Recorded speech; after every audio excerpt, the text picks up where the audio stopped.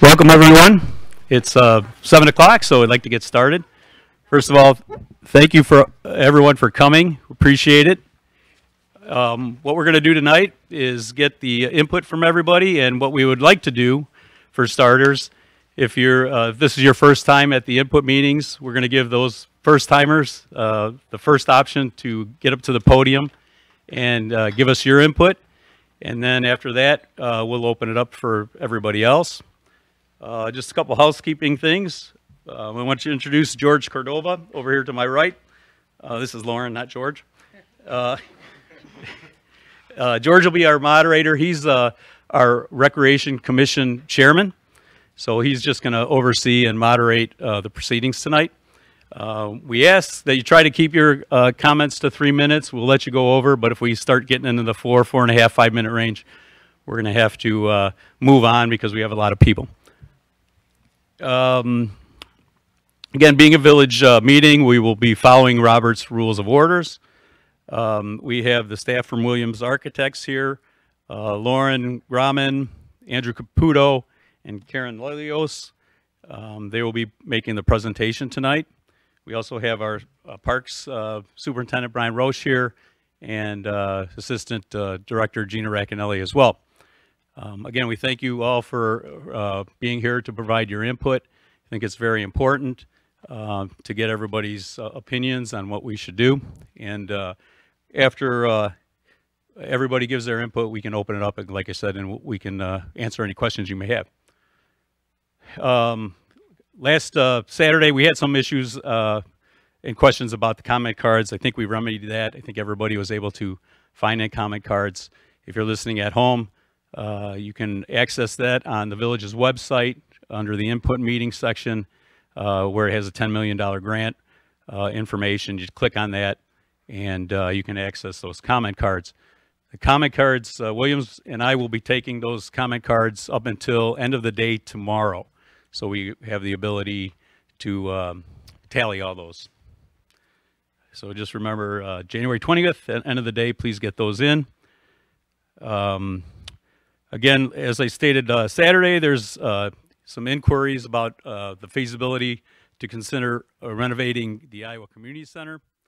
I can tell you that Williams Architects, by the request of one of the recreation commissioners back in 2016, 17, I believe, he asked them to look into the feasibility of renovating the Iowa Community Center, which Williams did. They provided a plan for gymnasium, some recreation space, renovating the entryway, but not touching the entire building.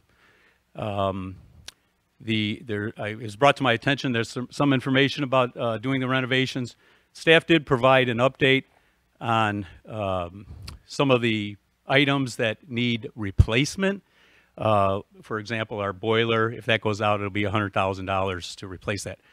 The information that's been out there is we can replace that. It's not a renovation cost, it's a replacement cost. To bring the building up to code, we had offered the school district a chance to buy that building, and they turned us down, and they told us that in order to bring that building up to life and safety codes, it would cost between $4 and $6 million. So that was based on their analysis, not ours.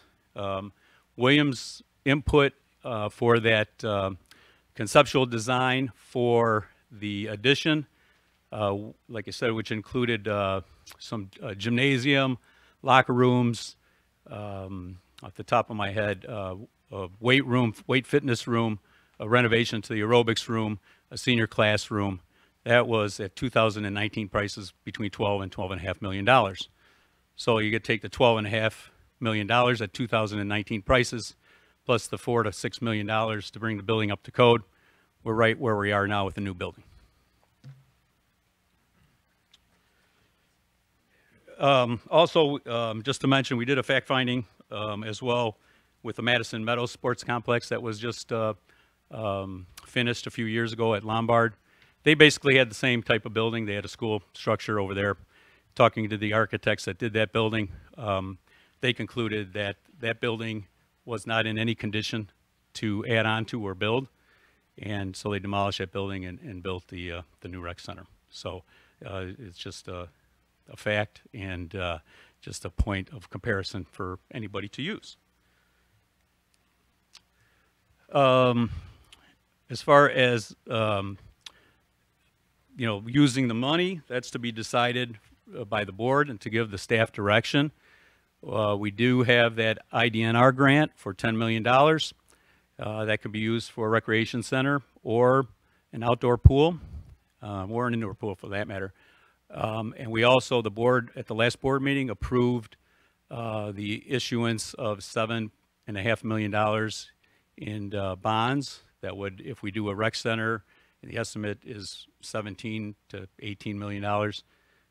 There's bond issuance for 7.5 that will not impact taxpayers, and it will not go on homeowners' real estate taxes. So that's another thing to think about. We were trying to get Spear Financial was here on that at that board meeting, and we're going to try to get them out again so they can answer any questions that the board or the residents may have about that bond issuance. I'm not a financial guy, so I can't go there, but they're the experts, and they can tell you about the bond issuance and how it won't impact your taxes. And then the final thing, there's discussion on the different locations of the rec center. Lions Park was considered because it is in a TIF district, and so the TIF would help pay for the repayment of those bonds. So without further ado, again, welcome, and I'm going to turn it over to Andrew Caputo of Williams. We'll take all your questions at the end of the presentation. Thank you.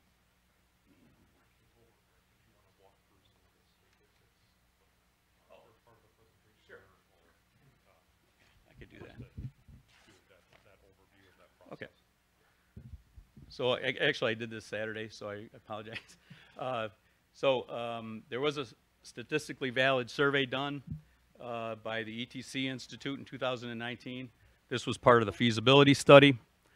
There was 410 respondents, which makes it statistically valid. I'm not going to read through everything, but there's a 95% degree of confidence with a 5% degree of error. Somebody had a question about they didn't see this information, and it was in our brochure at the time. It went out to everybody in their water bills, and you had the option to respond. So on the statistically valid survey, question 23 was, please rank the importance of the following potential improvements or additions to recreation facilities. I'm not going to go through all of them. Everybody can see here and at home. But the main one was develop a combination aquatic center and recreation center. And the second one was development of indoor facilities. And then the third was building a new aquatic center. So the combination was the highest. And Williams will go through the costs of a combination pool and rec center. We do not have the funding right now to build both, so it has to be one or the other. On question 9 from the feasibility study, which four of the items listed in question A are the most important for the VP Rec Department to consider when building a new rec center? Sport courts rated the highest. Rooms for rec classes and other activities was second. Senior activities was third. Indoor play, preschool space, stationary cycling, spinning, and teen center. And again, this feasibility study is available online. If you go to that input section, the input meeting section, we have all the links for the feasibility study, the master plan. We have all the links so you can review those at your leisure. We also, Williams did a analysis or assessment on both pools several years ago, 2013, I believe. And that's available for you to see as well. And in that assessment of the pools, they did list all the deficiencies for each pool, and at that time what it would cost to repair the deficiencies. And question 19 from the study, which three of the items listed in question 18 do you think would be most important to include in the design of a new aquatic center for our community? Zero depth pool was number 1. Outdoor pool lap lanes was number 2. Water slide, lazy river, spray pad, concessions, and so forth. So that we did ask that question on what amenities residents wanted in a pool. And so with that, now I can go sit down and have Andrew Caputo will do the presentation tonight. Thank you. Well, thanks everyone for being here. First, I'd like to begin just by welcoming you. We appreciate the good turnout tonight, and thanks for coming out on this cold evening, and hello to everyone who might be watching us on Zoom or on cable. I'd like to tell you a little bit about our firm, Williams Architects. We're headquartered in Itasca. Our firm was established in 1974, and our core market is recreation, aquatics, and sports. And we design facilities all over the country, both new construction and renovations. We enjoy it very much. Every client, every project is unique. And we've been working with the Village of Villa Park on various recreation projects since 1996. Greg briefly introduced our team. Tom Polis is our CEO. He couldn't be here tonight. Again, I'm Andrew Caputo. I'm the managing architect for this project. With me is Lauren Graham. She is the project designer. And also with me is Karen Lelios, our director of marketing. So let's jump into our presentation.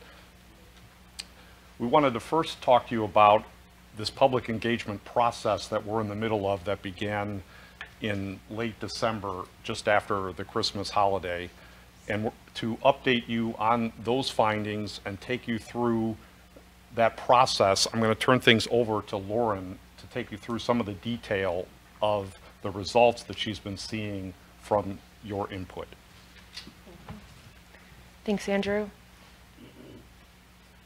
Yeah, so this is the results from our in-person voting and the Zoom participant voting. And this is the dot activity we did where we hung the pictures up along the back wall and people put the dot on their preferences as the last slide showed. So what this activity told us was the #1 thing people wanted was an indoor track, then a gymnasium, and then aquatics.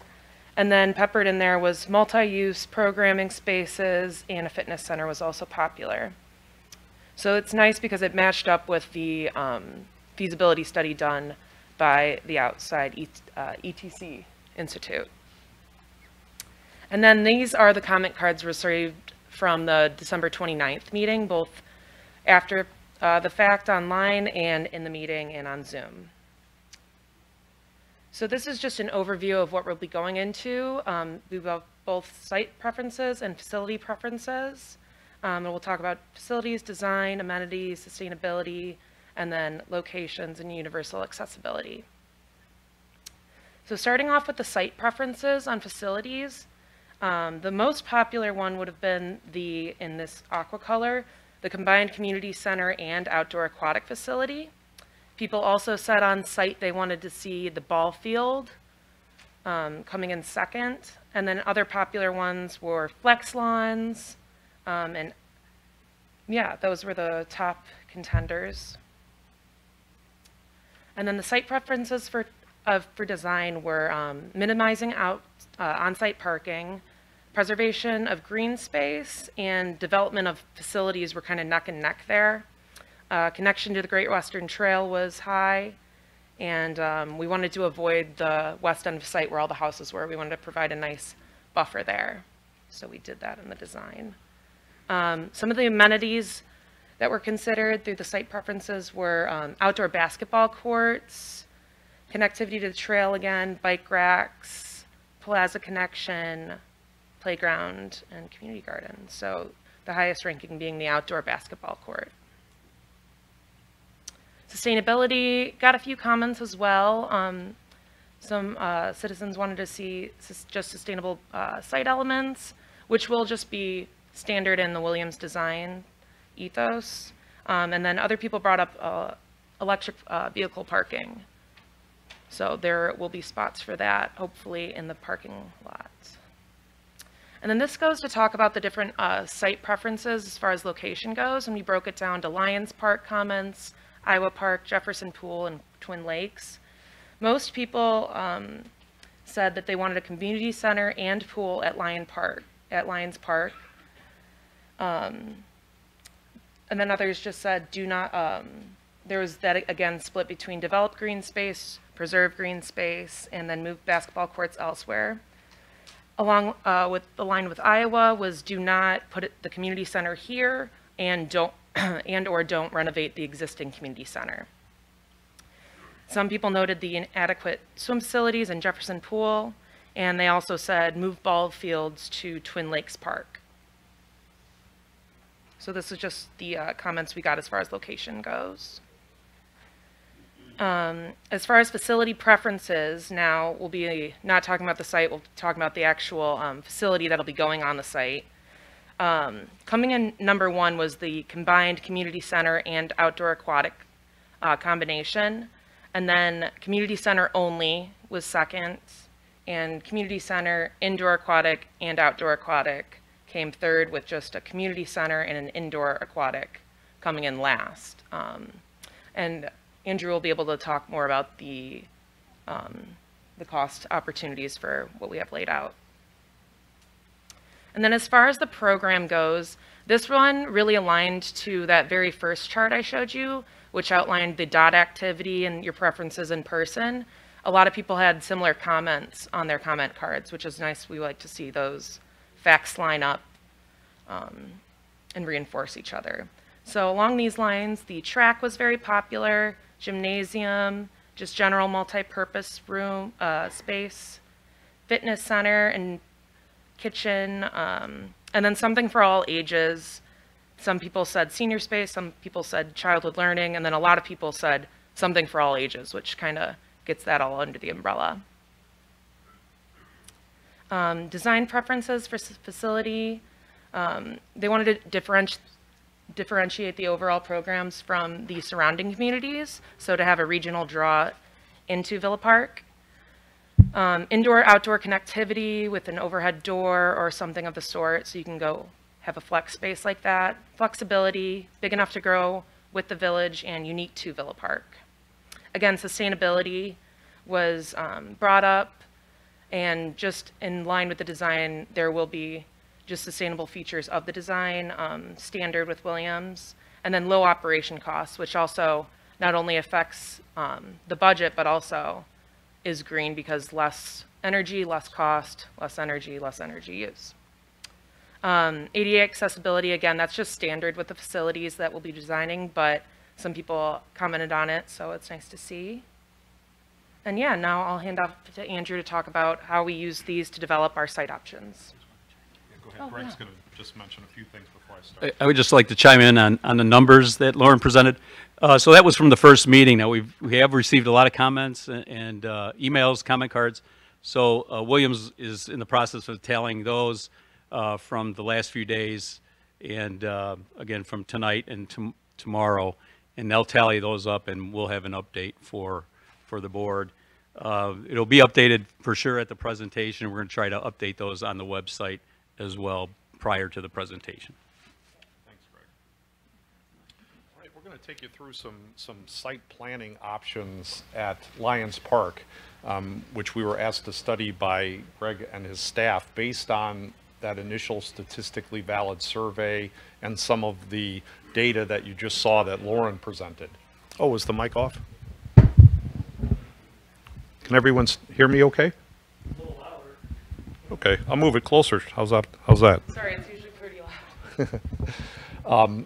So one of the things that we did is we looked at the survey and then some of the data that we started to receive from that first public engagement presentation. And a good thing that seems to be trending so far is that the public engagement process and the desire for certain programs and amenities seems to be in agreement with what was surveyed a couple years ago, which led us to the creation of these options that we're going to show you. And we created these options so that you could basically see how Lions Park might be utilized for some of these amenities that we're looking at. As I go through there, you might be thinking that there could be other options to explore, and certainly we've prepared 4 options, being that we think these are probably the most popular from the data that we're seeing. However, if any one of you thinks of another option, or if you see an option and you'd like to add or subtract something to it, we want to hear that. So just mark that on your comment card at the bottom. You know, you like option 1, however, you want to see something else or something changed. Or maybe the 4 options that we show, you think of another option that you'd like to see that we didn't show. That's great. Just write that on your comment card, what that might entail. And when we tally all that, and Lauren will put that together, and when we update our presentation for the board in February, we'll have all of that information then, you know, current. And that's important for us to know. So let's go through some of these site planning designs. So this is option 1 that we prepared for you to take a look at how this site might look for building a new community center and having the existing ball field remain on site. And what we've done, and I'm going to use the mouse to point, so if I can have everyone kind of follow along here. So this is obviously the existing park here is shown in green, and we have Wildwood Avenue here to the south. We've situated the community center in the center southern portion of the site. One of the things that we want to do with the project, whether it be a community center or aquatic center on this site, is to establish a nice direct connection to the Prairie Path, being that it's such an important point of pedestrian and bike access. So we'd like to create a pedestrian boulevard of sorts that connects you right for immediate access into the facility. We're also able to utilize some off-site parking across the street that is also very advantageous, because it maximizes the amount of green space. So across the street, we're planning on this development of this parcel. In this aerial photo, this shows the parcel, of course, now. But in the future, when this is developed, there's 100 spaces of shared parking that the village has negotiated with this developer here. So if this is built, then we don't need to build as much parking on this site, which is excellent news. So we have a little parking lot to the south here for 60 cars. And then we have a expanded parking lot here that could be built in the future with a little drive extension on the east side of the property. You could see the community center footprint would be 2 stories. We're trying to separate the building from the residential side to the west so that there's a nice green buffer there along that west side. So that's why the new driveway that connects the future spot is on the east side, because that's where you would have some parking lot lighting, and it's adjacent to the commercial district. And that makes more sense, obviously, than putting that drive on the west side. And then in the back of the building, we would have the opportunity then to preserve a lot of this green space. So we would be upgrading the existing ball field there so that it could be utilized at this location. And then to the right of that, in the northeast corner of the site, you have just basically a large green flex lawn opportunity for any number of recreation programs or residents to use when the space is not being used for programs. So this was option 1, something to think about. And we're going to go now to the next option. All right, this is option 1A. And we call this 1A and not 2 because it's very similar to option number 1. It shares a lot in common with it. All the major elements that I just described are included, except we're adding 2 things to this option that we show on this particular drawing. This element here is a playground, and then this element here is an outdoor basketball court. We've located these elements adjacent to the new community center, where we have the child care area. We would have some exterior doors here that would open right out to the playground, so that there'd be easy access from the building. And similarly for the outdoor basketball court, we have, you'll see later, conceptually, we're planning or considering locating the gym here, the indoor gym, and you'd have access right out into the outdoor basketball court. And of course, these two amenities could be utilized simply by accessing them from the exterior, right? So we're, in this scheme, we're extending that driveway, whoops, I'm sorry about that, extending that driveway north, and so we have a little more parking space here, so there's not quite as much of the flex lawn opportunity with this scheme if the parking lot is expanded. All right, so let's look at the next scheme. All right, so this is flipping gears a little bit because with the first two, we're looking at building the community center first.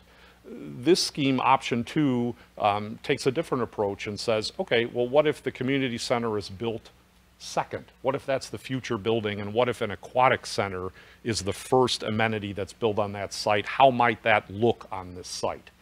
So what we're showing on this drawing, as you could see, and we'll have some more detailed discussion of the program of the aquatic facility in a moment, but you could see on the site the element to the north, which is a nice sized aquatic facility for the community that fits very well on this site, that could be located, you know, tucked up to the north. Again, trying to keep the facility away from the residential neighborhood to the west, so there's a good separation there. There is some opportunity for some flex lawn and also sun hill for sunbathing and just activity that's associated with the aquatic center. And so for this scheme, we showed you how that might look. If you build the aquatic center first, you might build a little bathhouse building that would have your admissions, that would have your locker rooms, your family changing rooms, and your filter room for all your swimming pool equipment. You'd build that with a plaza. You could have that parking lot that I mentioned before, similar to the previous design, where that would take you back to the aquatic facility. And before the aquatic facility is built, you would just have this large green space in the front of the park, and we'd still suggest building this trail connection up to the sidewalk. Some have asked us on Saturday, we did this presentation Saturday, and some have asked us since then, well, could we do this scheme but build the community center first and the aquatic facility second? And our answer is, of course. We just didn't draw that in this, you know, particular presentation, but that's an entirely viable solution. And I would suggest if some of you are looking at this thinking, well, I like this option, but I'd rather still see the community center first and the pool second, you can note that in your comments. Just note that at the bottom of your comment cards that you like option 2, but you like it in reverse with the community center first and the pool second, and then Lauren will tally that as well for our board presentations. We'll take comments at the end. Can you just tell us the cost of what these options are as you're going through it, so we don't have to remember that? Because some of us are older.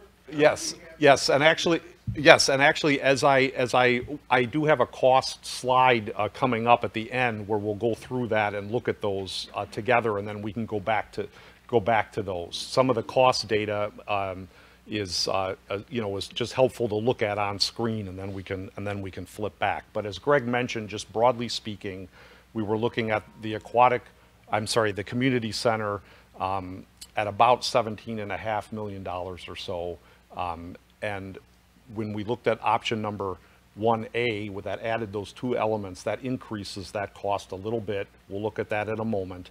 The aquatic center is a little less expensive than that. Again, I don't want to confuse things by getting into the detail of the costs, but we can flip back in a moment.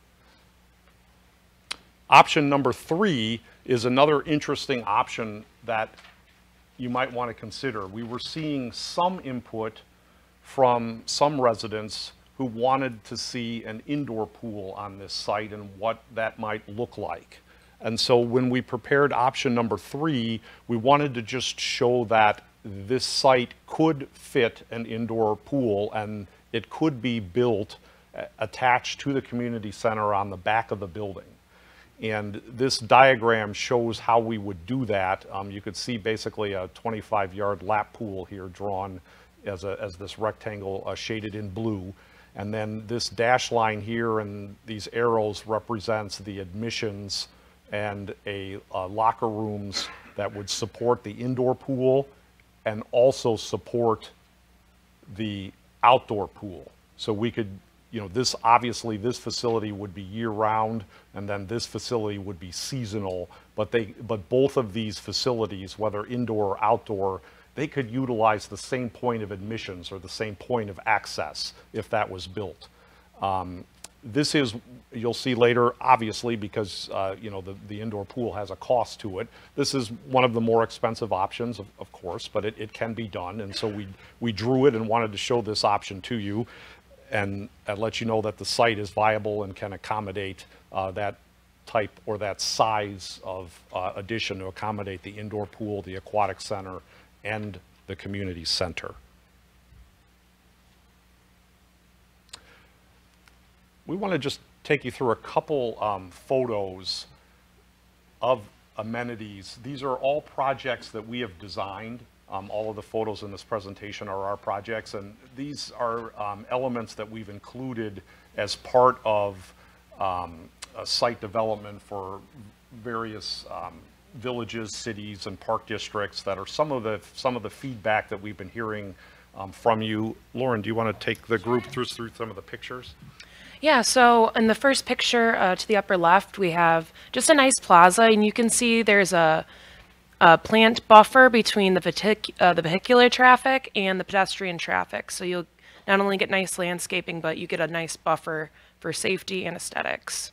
And then we also like to have these bioswales in the parking lots, if applicable, and we include indigenous plants to the region and other things like that, and they really help with the runoff water and the sustainability of the outside.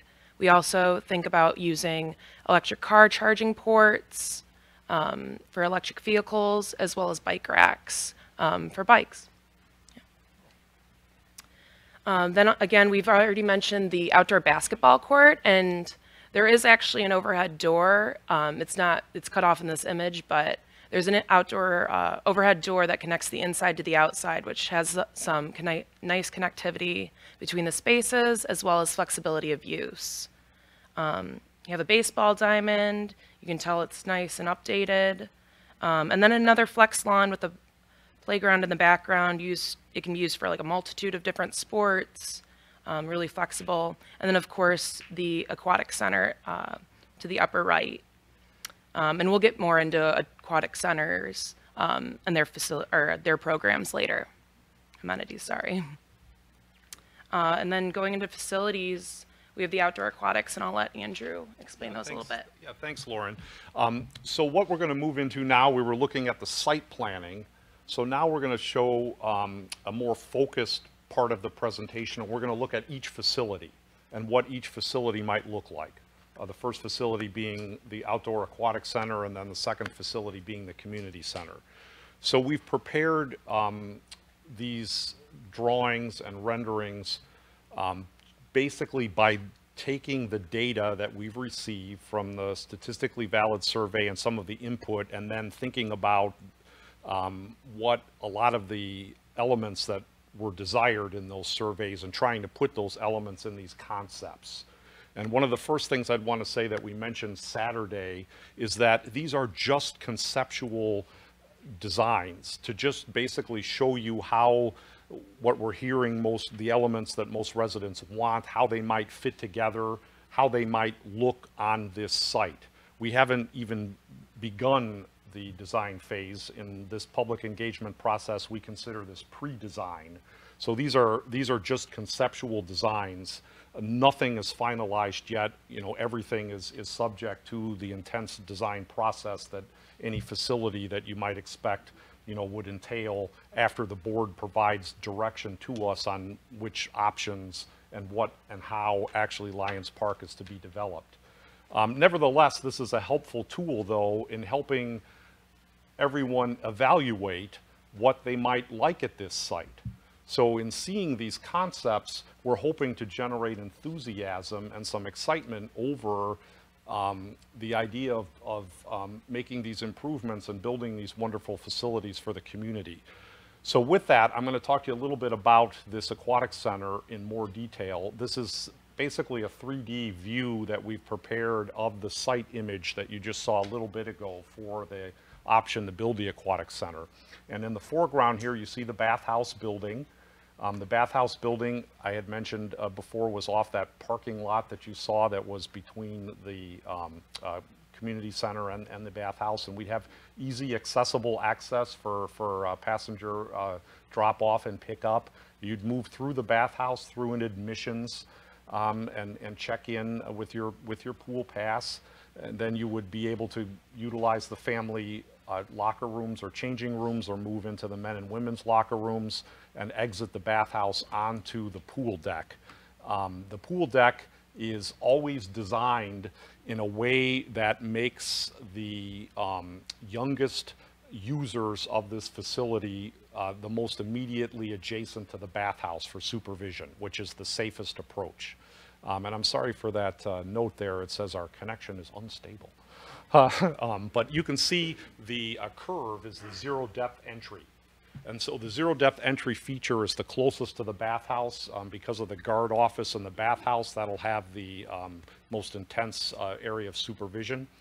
When we design aquatic facilities, the most important thing nowadays and trending in design of aquatic facilities is that they're multi-generational, multi-age group.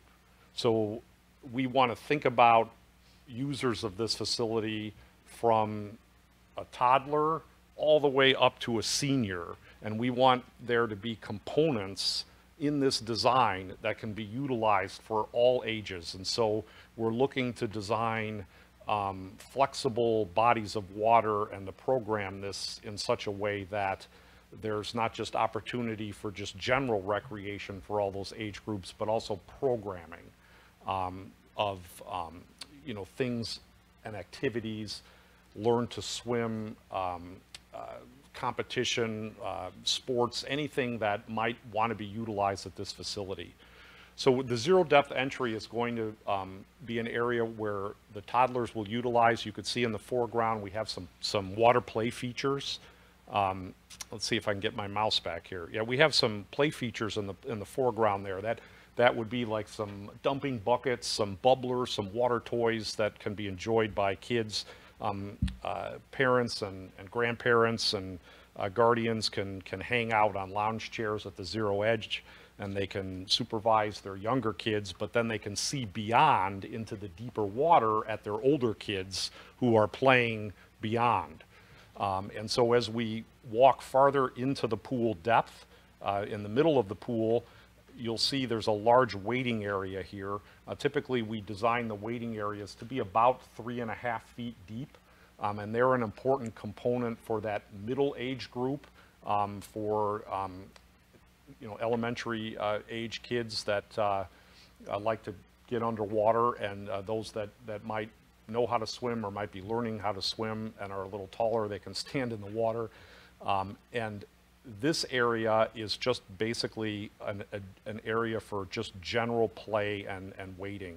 And you could see that it has a nice connection to the other elements as we work our way back beyond to the view in this rendering. To the right, this rectangular body is called a plunge pool, and that receives the water slides. You can see the water slide structure that we have shown here. This was a very popular item on the survey.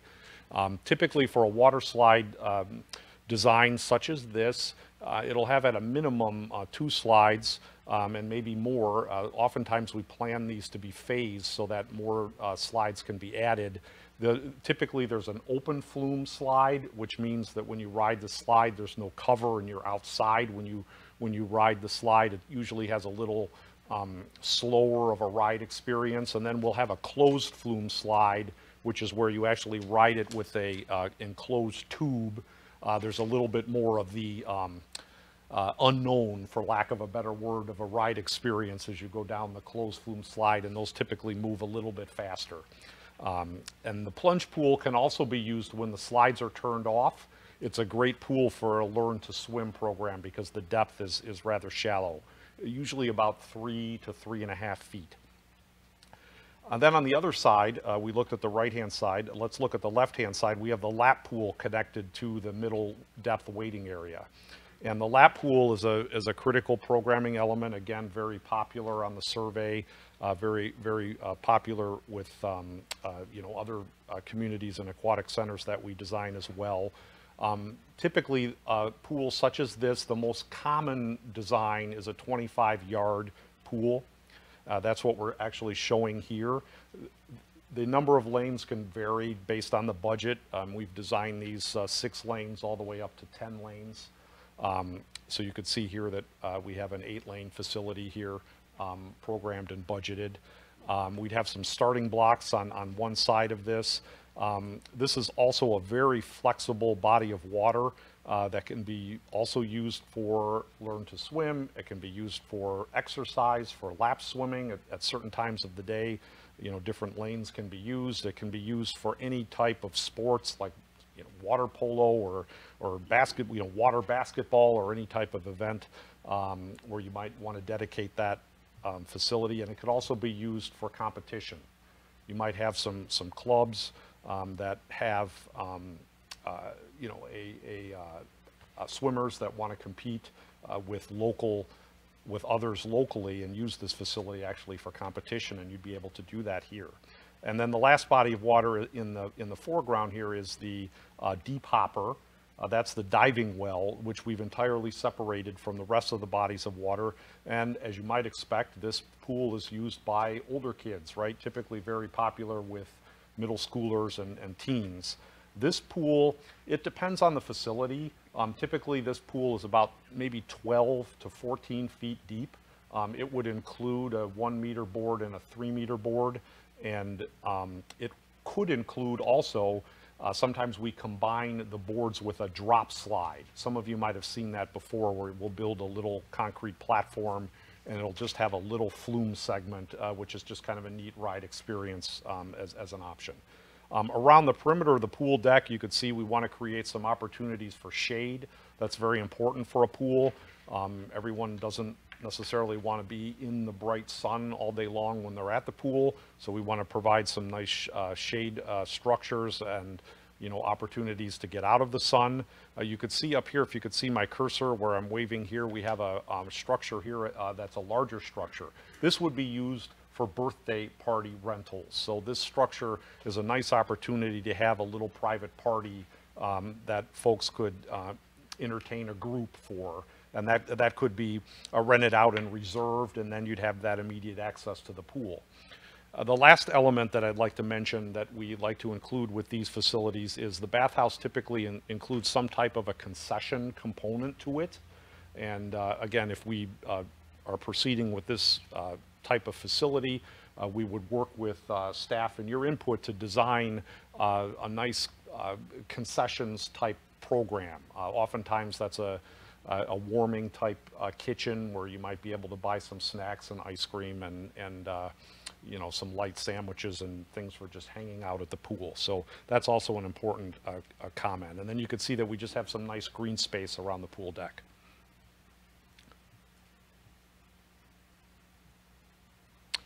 We're going to look at, oh, that's interesting. My screen changed, but not that one. I'm looking at my photos now, and I just see if there's a delay. There we are. There was a delay. There we are. Back on track, yeah, thanks. Okay, so we're going to just show you a couple photos again, just like we did last time, and it'll just show you some of those programming elements that I just discussed in the 3D rendering, except this will show you some pictures of actual facilities we've designed with those elements. And Lauren, do you want to take us through those again? Yeah, so as Andrew spoke to earlier, we have a lap pool fit for competitions, children learning how to swim, and it's a really flexible space. Again, these are all Williams facilities we've designed. Over to the right, this is what we call the activity pool. It's a zero depth entry, so it comes up like a beach. And there are different play features that can be incorporated, like bubblers, little sprays, things like that. We can add some shading over the actual pool area if you don't want your children or yourself to get sun but want to enjoy the water. There's some different, this is some concession activity, some seating over here, again with some shade opportunity, and then last we have these cantilever shades that sit nicely above the lawn chair and just provide some shade opportunities when you're on the pool deck. There's another popular feature is this lily pad walk, where people can use the lily pads that float and kind of make their way across, grabbing on the ropes overhead and such. Then over to the right, this is more of an activity style pool area for children with different play features, water tables, small slides, little sprays. This is to the bottom, this is that water slide, drop slide that Andrew was speaking of. There, you can't really see it, it's blocked by the guard stand, but then there's also incorporated some diving boards. But again, this is just a little bit of a different, faster drop down than you experience on these larger flume slides. And then yes, like we spoke to earlier, these are the flume slides that serve into the plunge pool, and you can do an open option or a closed around option like you see in the blue and the yellow. Yeah, so then getting into the floor plan, Andrew will talk about it. Thanks, Lauren. All right, well, we're going to look at the community center now, switching gears, and what we've done for you is we've taken the survey again from the original survey, and there were some program elements that were very popular in that survey, and we've worked with staff to identify, you know, those elements, and we've programmed what a conceptual recreation center might look like, and I'll walk you through that using those elements. And again, as I mentioned before when we started talking about the aquatic facility, that this is just a concept, just to show you how a building like this might function and how we might arrange these elements. In no way is this a final design. We haven't begun the design process. Again, the idea is to just build some enthusiasm behind a look at how your facility might be programmed or might be planned. And so this is the first floor. We're going to show you another slide which is going to show you the second floor. So this is a two-story facility. Most community centers are in fact 2 stories. And so this facility has some different color codings that I'll explain as I'll go along, and let me just circle my mouse here so I can get it on screen and you can follow along with me. One of the most important elements, just to get your bearing, is the yellow coloring, which is just basically the circulation spine through the building. So that first and foremost just helps you orient. So to the south here, if you remember, we had the main entrance off Wildwood, where we had the connection, you know, to the pedestrian and bike trails back to, you know, the Prairie Path to the Great Western Trail. And so we have the main lobby here, which is intended to be a grand space for gathering. We want to make the lobby an inviting hangout space, not just for people that might be going to the community center for a program or going to actually exercise or work out, but we'd also like this lobby space to be considered to be a little bit of a social gathering space, almost like a little bit of a nice place to just hang out and just relax. So we've just shown you this large space here. We've put a couple you know, seating arrangements here and tables and chairs just to suggest that this is a nice area for gathering. It's a breakout space for the other program elements that I'll discuss in a minute.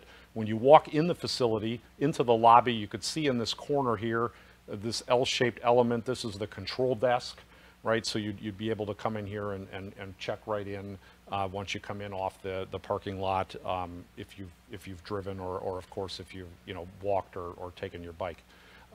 So let's start with the largest element, which was the most popular element from the survey, and that's shown in orange here, and that's the large gymnasium. And so what we've tried to show here is how we might plan this facility with the gymnasium.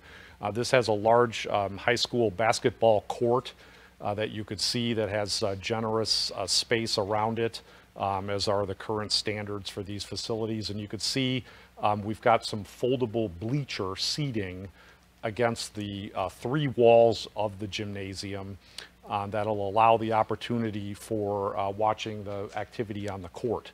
And then you could see in a lighter line weight, we've got some cross courts indicated here. And what we're showing here are 2 smaller, reduced sized basketball courts. We also have volleyball, and then pickleball is quite popular nowadays, which we also saw in the survey here, and we would also suggest striping the gym for that as well. In the back here was a large linear storage room, which is popular because you can basically build a plywood shelving structure all the way along one wall to hold all of the athletic gear that you need for the gym. And so the gym is accessed right off the lobby. We have this circulation spine right through that, so it's really easy to get to and easy to see as a feature element when you walk into the facility. We anticipate having some nice windows so that you can sit in the lobby and you can see what's happening in the gymnasium. So let's flip over to the left side, and we'll work our way down. We'll start, with the largest space. And so the next largest space is the multi-purpose space. And if you can see it faintly, there's a dashed line indicated right through the middle of this purple multi-purpose rectangle. This space can be divided in half, and there's a movable partition.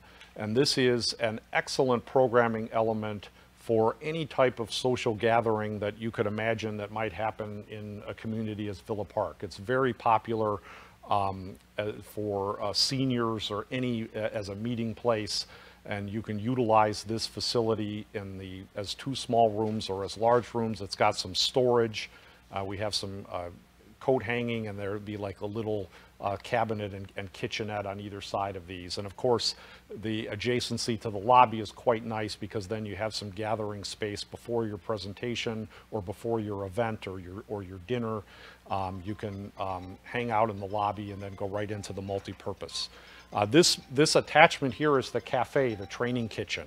So this is an important element. We like to design this so there's access right off the lobby, right? So if you're in the lobby and you'd like to grab a snack or a drink, you can easily do that. Also, there's been a lot of comments back for the opportunity maybe for cooking classes or kitchen training. And so we've thought about that and designed this in such a way in a location where this could also be utilized for that. So this is another important element to locate on the first floor. Going upstairs, we have a monumental stair here. That would be an open stair, a very grand staircase that would take you upstairs, which we'll look at in a minute.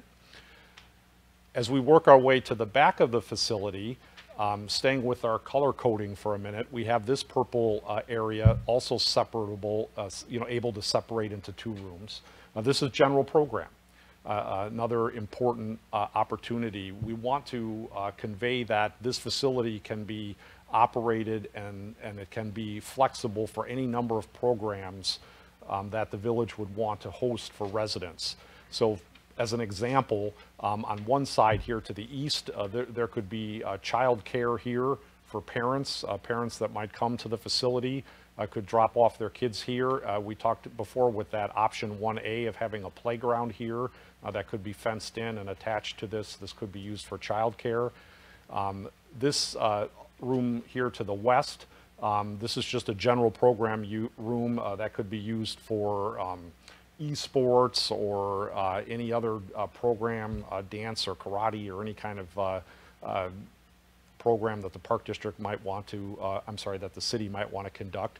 Here in gray, we have a bathroom core. So we have a couple washrooms, a couple family changing rooms. That's conveniently located, of course, near all these major spaces for anyone that might need to use the washroom there. Then we have our core here.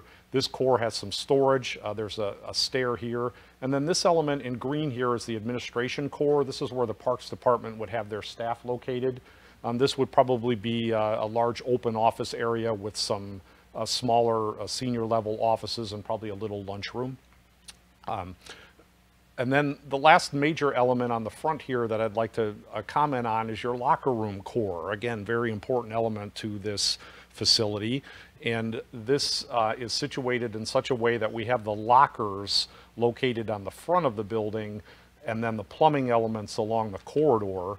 And that's going to be quite nice because we can locate some translucent clear story glass in a ribbon on the front of the building that's up high for privacy, but would still let a lot of natural light into the facility, into the locker rooms. So we're showing some family locker rooms. We have a men and women's side. We have a core here, and the core elements in here might include, you know, such things as your, you know, grooming area with your lavatories. You have your toilet core. You have your showers.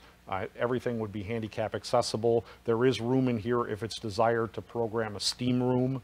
So we have a couple rectangles indicated here if in fact that's a desire later. And then we have a emergency exit stair here off the back of the gym. And so I'm going to take you now to the second floor.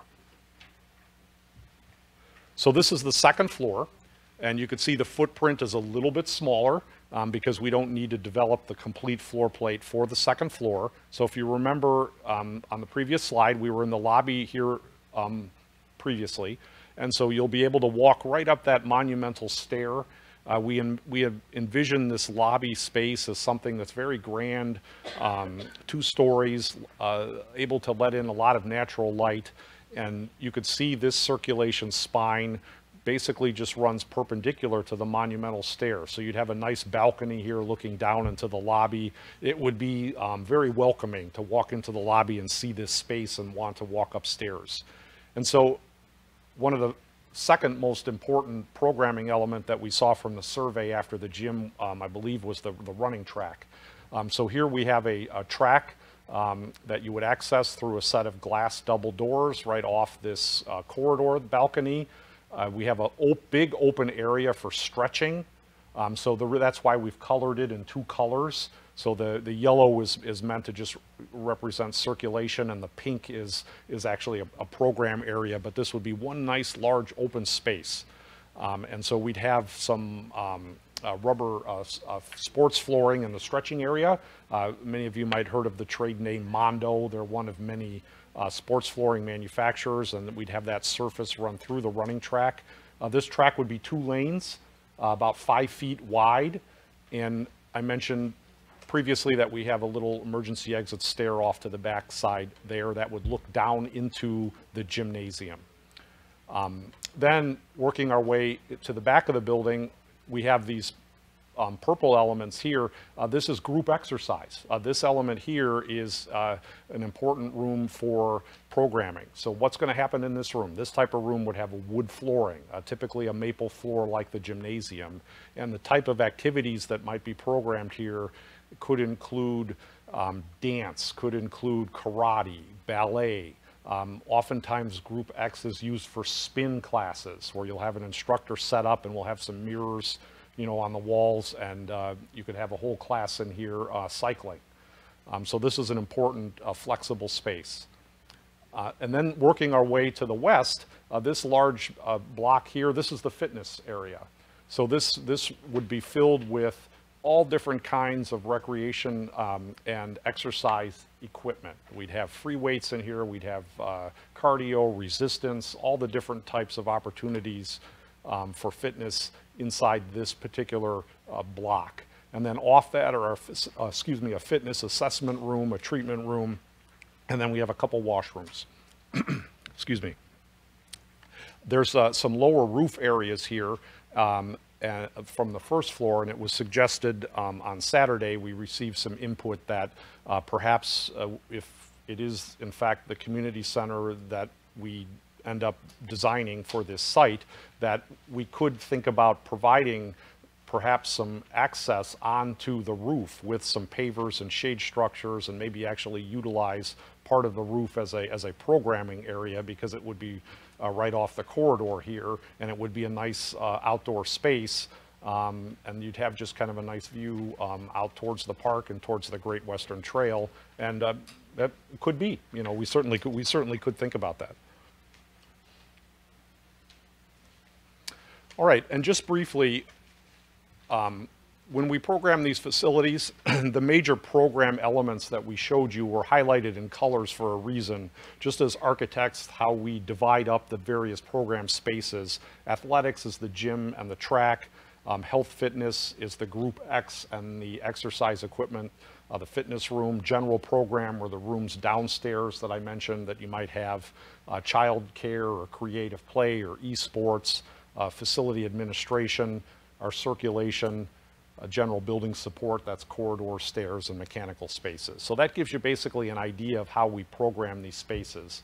And we have certain rules of thumb for designing facilities such as this, and how large to make the rooms. And at this size of community, and with the feedback that we've received, and just based on our experience from designing these facilities, we have kind of rules of thumb for sizing them. And for all the elements that are desired in this facility, we'd be looking at a building that's at least about 38,000 square feet, maybe 40,000 square feet, but this is about where we've settled in. And the floor plans we showed you are actually drawn to that, to that scale, so you could see about how big that fits on the site is drawn to scale on our site plans. Obviously, we don't want to program the building larger than what would fit on the site. All right, so let's look at a couple example projects of those program elements. All right, again, these are all Williams projects. So we have the gymnasium up to the upper left here, and this is a really great space, very flexible. As you can see, it's perfectly lit up during the day, and this is through the use of these translucent panels. So it diffuses it diffuses the light nicely in the space. So none of the actual electrical lights overhead need to be on a lot of the time during the day. You can just use the diffused light, and it's also nice, the diffusion, because then you don't have that glare or that sun blinding or that greenhouse heat effect. Another popular thing that was brought up in the surveys was an overhead track, and this would wrap around the upper part of the gym on the second floor and feed into that second floor fitness area, like Andrew mentioned. And it's just a really great flexible space. You can see what's going on underneath. You can walk, jog, run. It's got something for about all ages. The Group X room, like Andrew mentioned, is a flexible fitness room. It could be used for like karate classes, aerobics, Zumba, anything really. And then the fitness area would just be your machines, some stretching areas, both free weights and non-free weights, and yeah. And then into the more multi-use spaces, there will be some general just program spaces, as Andrew talked about earlier, with storage adjacent to the rooms to store these tables and such, so you can really bring the tables in and out, different things you need for whatever's going on in the room, whatever meets the needs. A creative kids area, which could house daycare, more children geared toys and such. But again, there's going to be storage adjacent right to the room, so you can put away things if you need it, the area for another use. Then this kitchen area is both a teaching and warming kitchen. So like you see around here, there could be classes for teaching. As Andrew pointed out earlier, it'll be adjacent to the main area. It could be accessed with a little window and used as a concession stand during basketball tournaments or what have you. But it's a nice, versatile space that'll get people in the kitchen. And then last, we have the lobby gathering area, and we just wanted to show that there's something that caters to all ages. So there could be like a senior citizens area that more caters to that sort of gathering, and then social gathering for teens and tweens, or even children accompanied by a parent. So there could be little break-off spaces geared to these different age groups off the lobby. And Andrew will get into the costs. Yeah, so one of the things that we did after drawing up the site options is we sat down, and we have a lot of historical data just from designing facilities such as this. And we use that historical data, and then what we do is we analyze the current cost trends and then try to forecast as in an estimated way what a facility that we've drawn might cost. And so I'll take you through this, and we touched on this briefly when we were looking at the site planning options with that question. But option one, where we started with, was the community center with the existing ball field improvements. And we have two costs shown for all these options. And again, for those of you that aren't familiar with a construction project, I'll just explain the difference for a moment and why there's two costs. We have the first is always considered hard cost. You'll hear that term sometimes in the industry. That's construction costs. That's the quote unquote the bid from the general contractor. That's what it costs to pay the contractor to actually construct the facility. So we're looking at about $15 million to build the community center and the parking lots and make the improvements to the ball field for option one. However, every project has what we call soft costs, and that has to be factored into the equation too, because the soft costs also add up and need to be accounted for. And soft costs include things that are different than hard costs. So what does that mean? So soft costs include all of the furniture, the fixtures, the equipment that you might use inside the building, all of that fitness and athletic equipment that you might use if you're building the community center. In this case, would be included in that. All of that all those loose items. There's the architectural and engineering design fees, right? We in our engineering team, we have a very large team, both our firm and consultants, to design this facility. There's also survey costs that have to be done. There's geotechnical engineering costs. There's permit fees, and so these types of things, that's soft costs. So the total project cost for option one is about $17.25 million. And if we look at option 1A, of course, that's going to escalate that cost a little bit because we've added two elements to it, right? We've added improvements. We've added the outdoor playground and the outdoor basketball court. So that takes up takes up that base construction cost to about $15.5 million. So here, the total project cost is a little bit higher. So we're at about 17.825 here for that option. Option two was the option of building the Aquatic Center with the future community center. And the Aquatic Center that we've programmed, we'd be looking at a construction cost of about $9 million for that facility. And then if we add the soft costs for the aquatic facility would be all the loose items that are associated with the pool and all that additional swimming pool equipment. If you added all that in, you're at about $10.325 million. And then the last option that we looked at is the most expensive option. And this option is still a viable option because it could be phased, right? At the current monetary value, you probably couldn't build this all at once unless something changed. But nevertheless, if this is a desirable option, the site can be designed and programmed in such a way that over time it could be, these improvements could be done. And so we take that first cost from option one, the community center, at $15 million. And we looked at the indoor pool and programming that with the locker rooms in the admissions area that would be shared with the outdoor pool. And you'd be looking at about $6.25 million for an indoor pool facility if it was attached to the community center. So that's where we come up with a $21.25 million construction cost for that option. And then when we add in the soft costs, that gets us to this amount that we're at, which is almost $24.5 million. Of course, costs will continue to be evaluated as the project proceeds in design and bidding. But these forecasts obviously are helpful for decision making and most helpful for the board. All right, well, we've reached our last slide this evening. So I'd like to thank everyone again for coming out and participating. I'd like to open it up for any questions or comments. Yeah. Yeah, go ahead, Lauren. Yeah, I just want to reiterate, we mentioned this earlier, but tonight's presentation was a duplicate of what was presented on Saturday, and we'll use the comments that we received on Saturday, all the way in between today and Saturday, and then up until, we'll still be receiving comments online, or if you drop them off at the office, up until tomorrow at midnight, so the 19th at midnight, or the 20th at midnight, sorry. So yeah, so just keep writing in. And I should just briefly mention that we're working our way towards our next presentation, which will be a presentation before the board that we've noted there, you know, just on our thank you slide that's coming up in the middle of February, the 14th of February.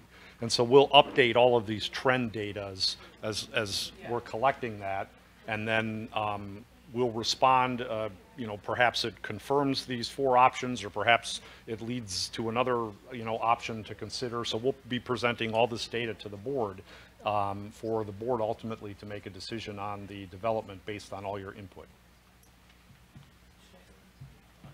Yeah. So Lauren's going to pass out a few comment cards while George just says a few things here. All right, great. So hello, everyone. Thanks for coming out on a Wednesday night. What we're going to do is, this is the community input portion. So we're actually going to start right here. If that's okay. You don't have to. Yeah. So we'll start. Yeah, so what we'll do is we will start over here in this area. We're going to snake our way through. We're going to give the new people that haven't been here, I know I've seen a couple faces already. This is the portion of the program where we can, as a community, say, hey, we don't want a pool, we want a 35-foot ball pit. Whatever it is, by all means, come up to the podium, make sure we can hear you, say your name, and then get going. Go ahead, I see a hand up. Just a point of order for your idea to give preference to the people who are making a first-time appearance.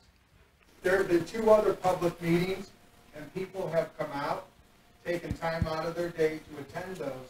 So I think that the order of preference should remain the same as it was in the 2 public meetings.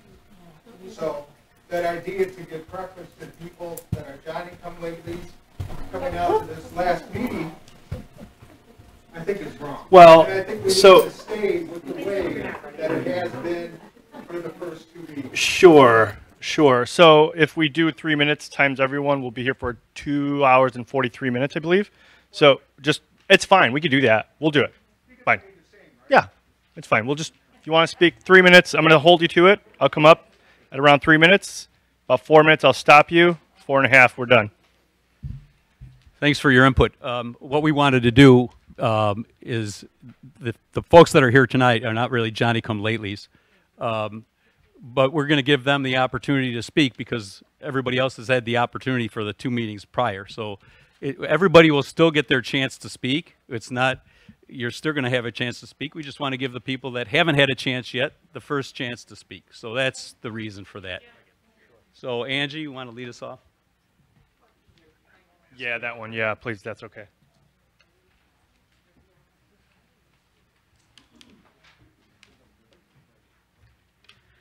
Hi, I'm Angie Rojek. Thank you very much for the presentation. I actually have been watching at home too.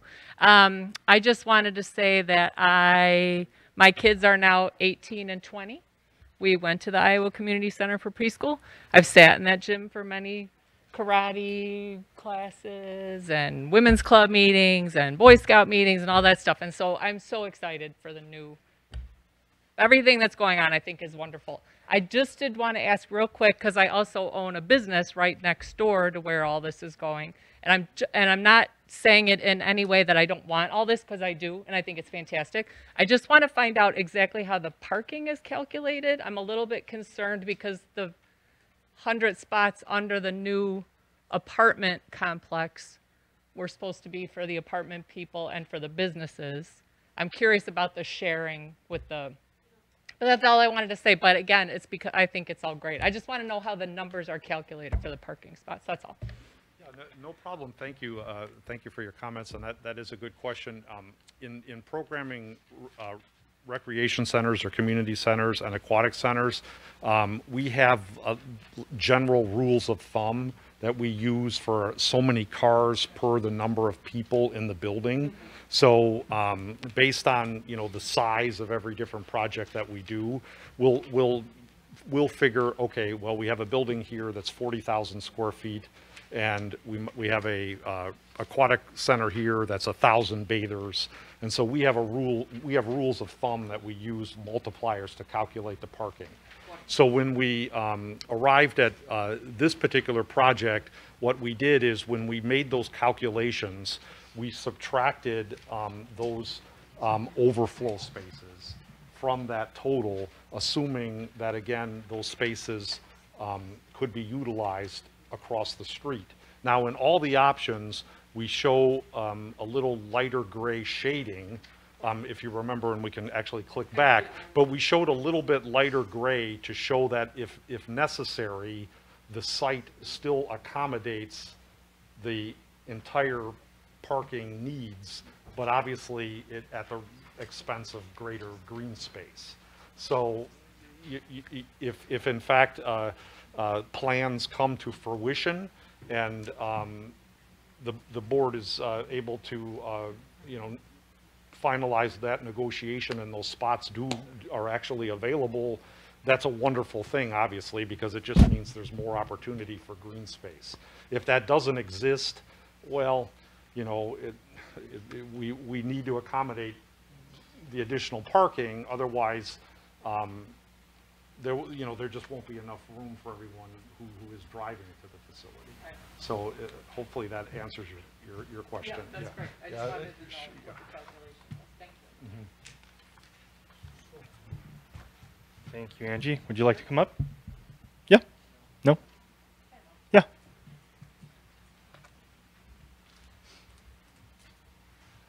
Good evening. My name is Corrine Alfano, and I am a newer Villa Park resident. We've lived here for about 7 years.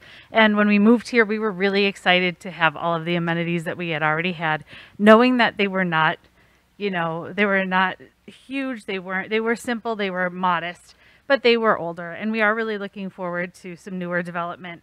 One of the things that's been kind of festering in my head, I'm very excited about the pool because we were very sad to see our other pool go and close, and I was really disappointed in that. But I'm very excited for another opportunity to have an aquatic center. I'm wondering, because since our pool has closed, we have found other areas to go to in the summer with my young son. My son is 8. And there isn't really a lot for us to do. You know, sometimes our current pool is closed. So we've looked, and one of the things that we've really been drawn to is a lazy river.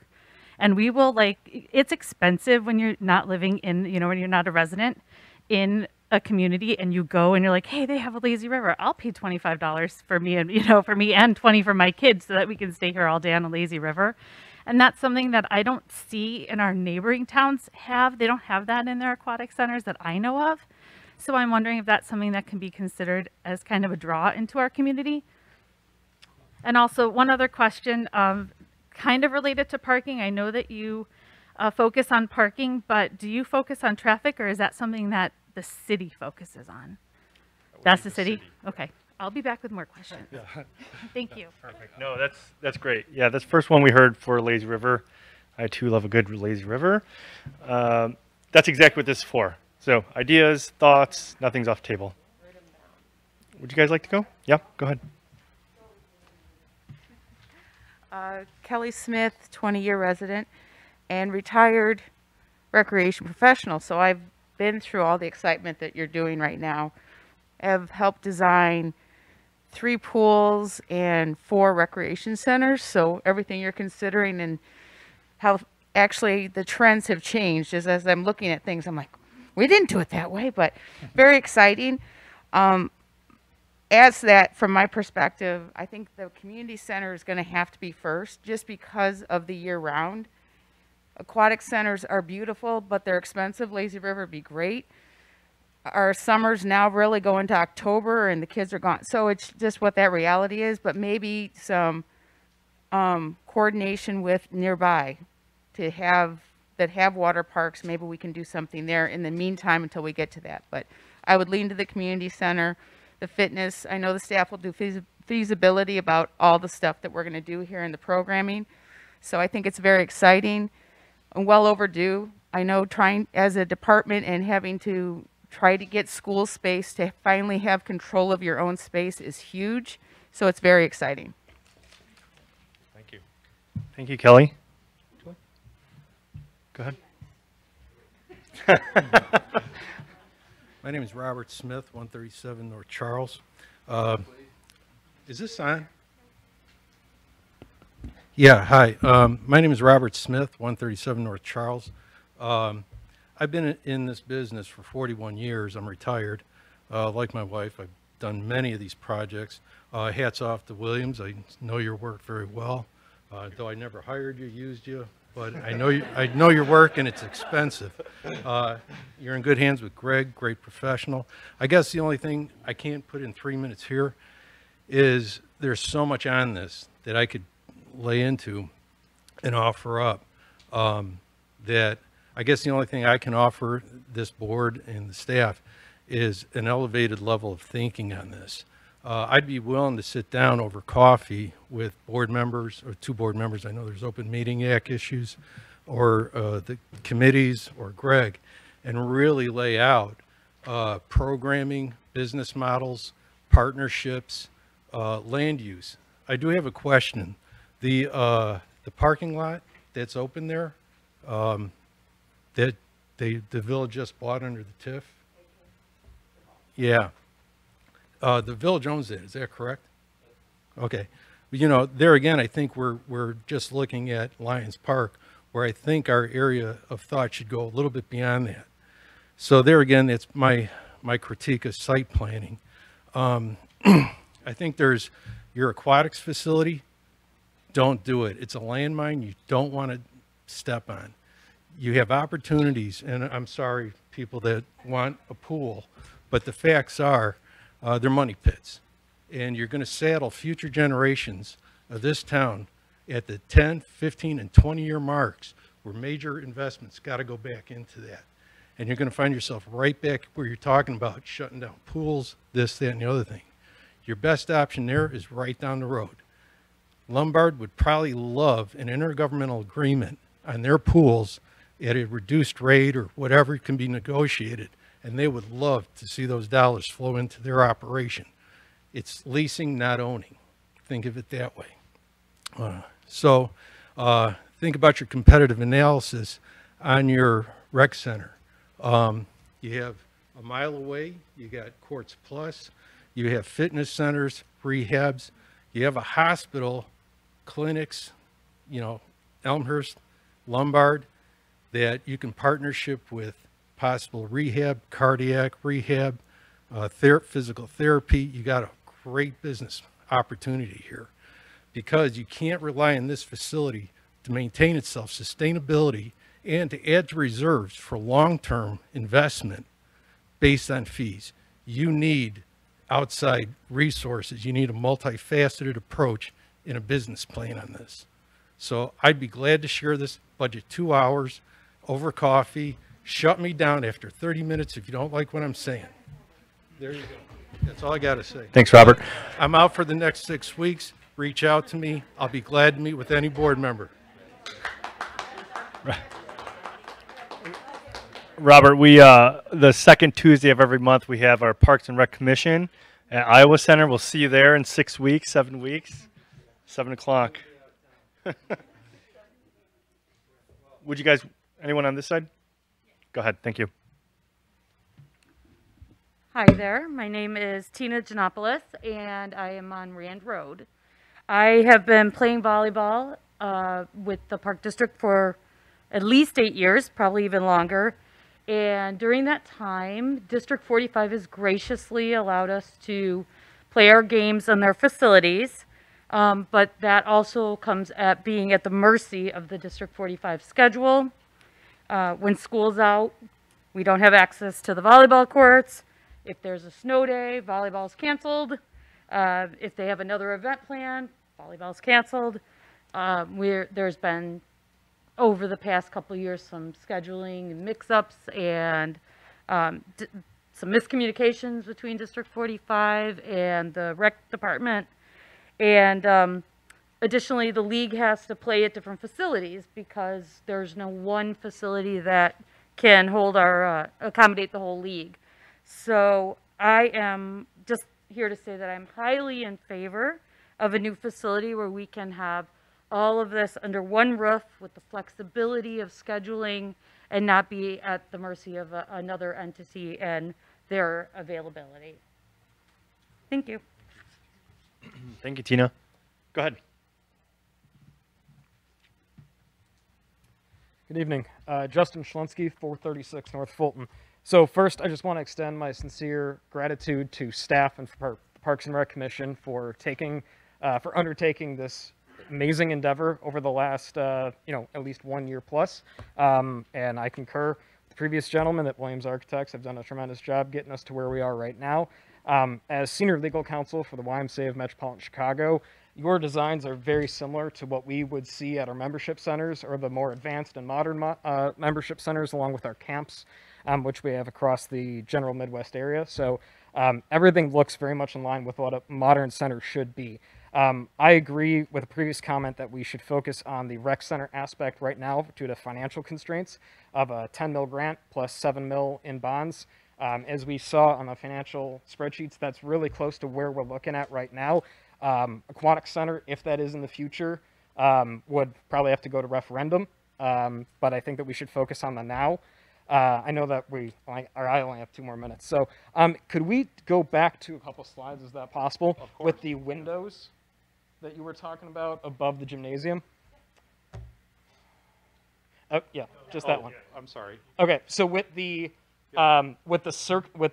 above grade track on the second floor, are those windows still a possibility? Because in the top left picture, that is obviously only a 1 story or 1.5 story where the roof is aligned throughout the entirety versus the track, which is on the other photo.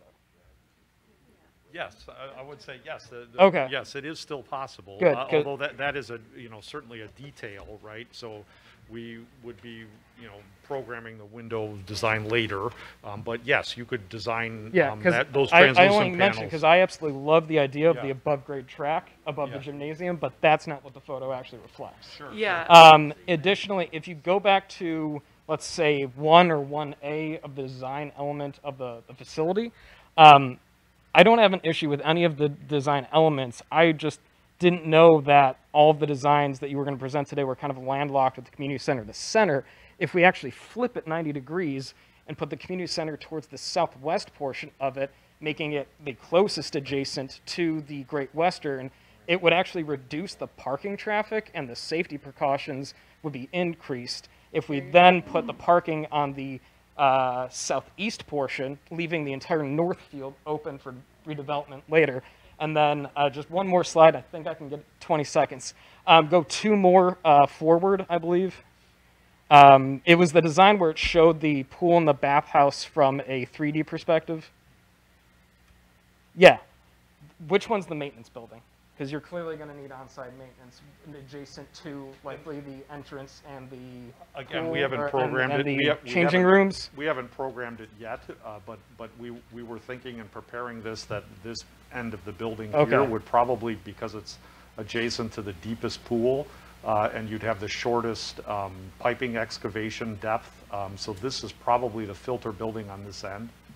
Okay, I only bring that up because not only is FF&E interior, expensive to upkeep and maintain over 2+ decades, an outdoor pool center like this, God forbid an indoor, which is just a nightmare in my opinion, and an outdoor one like this is still going to have tremendous maintenance costs, as the gentleman already said. So just something to consider if that goes to referendum down the line.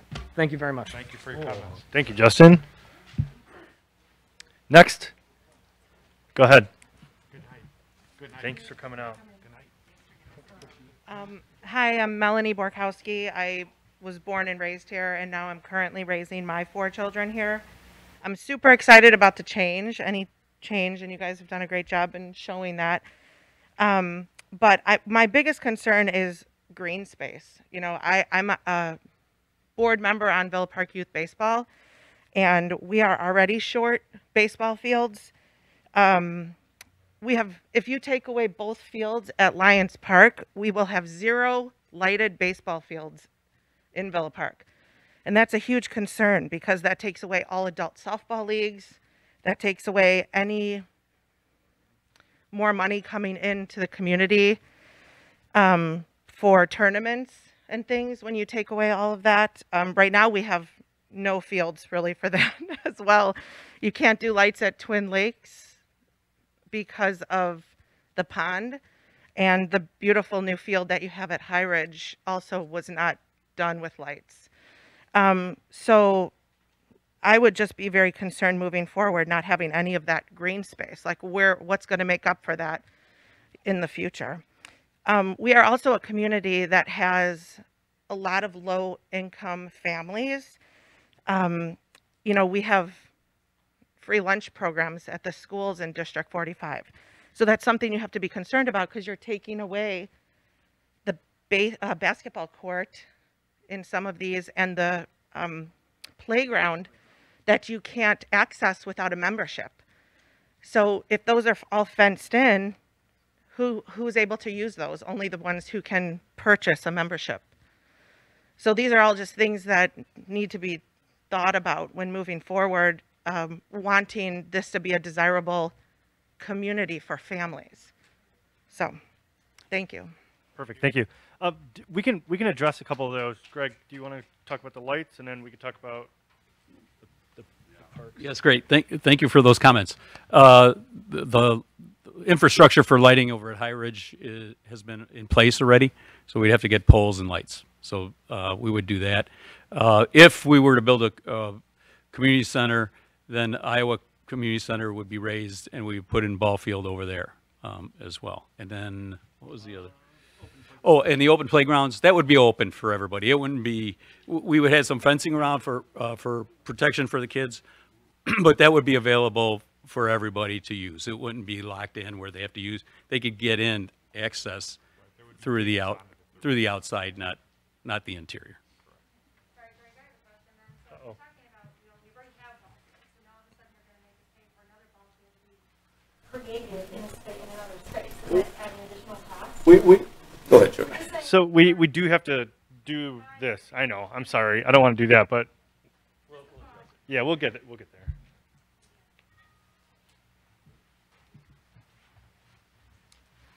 Hello, I'm Johnny Come Lately. No. Yeah. I'm Dave Downer. This March, I will be a Villa Park resident for 60 years. I've got 6 kids. We all grew up here. I think the community center, as stated before, needs to be first. For the amount of money that the Villa Park pool passes are, I can go down the street to Lombard and enjoy that one. I'd rather see the baseball fields, the green space, the community center. Andrew, I have some questions for you, though. On the north side of Lions Field, there is a businesses. I think it was Little Caesars and the dollar store and everything. What kind of fencing are you going to put up there to block out the loading docks, the garbage cans, all that? That's question one. And then on the east side, there is an alleyway between Lions Field and Ace Hardware. I've been here for 60 years. That wall has been there for 60 years. Have you considered the cost in replacing that wall? And what would you guys be doing? And I guess that's it. Thanks. Well, thank you for your questions. I would say first and foremost, those are great details that you mentioned to put on our radar, because admittedly we haven't gotten into that level of detail yet with any of the site plans. So knowing that there is a screening concern to the north, we absolutely could consider some type of an opaque or semi-opaque fencing, you know, to the north. And then with respect to that retaining wall and that access to Ace Hardware, that would certainly be something that we would take a look at in the future and evaluate whether that structure remains or is modified or is removed. It's just too early to comment on that now. Thanks, Dave. Next? No? Okay. Gentlemen? Yep. Okay, cool. Go ahead. Andy Yancey, lived in the village about 20 years now. I'm a big fan of the the option 1A, the community center with the extra parks, extra basketball courts. Thinking as a kid, playing outside was huge. So I think it's good to focus on that. My concern comes with, probably more for the village, about the concerns with drainage and anything that comes with building over, 50% of what's already, a park. We're looking at taking up anywhere between 50 and 75% of that with concrete, asphalt. I know we're going to build in, little islands and all that hoopla, but you're looking at putting a lot of water potentially in the backyards of those people on that side street. So that's my concern for the village, along with traffic and everything that people are talking about. The other part with the gym, I don't know, has anybody done any studies? Because since that 2019, there's been a lot of gym facilities open up in other communities with comparable price points. Vasa Fitness just opened up down the street, $10 a month. You can go in there and use everything that you're going to have to probably charge $30 a month here, comparable to other community centers being Centennial Plaza and the MAC, just looking it up online. Just making sure that we're going to utilize that space and know what we're getting into with having to put that in, the maintenance, the upkeep, everything on that. Gym equipment breaks. It breaks often, especially when you get a bunch of people that don't necessarily know what they're doing. So that's my concern is the maintenance cost, let alone with the design. I mean, it's a gym. It's not exactly, it's a gym. So. The weight center, cardio center, yeah, whatever you want to call that. I apologize.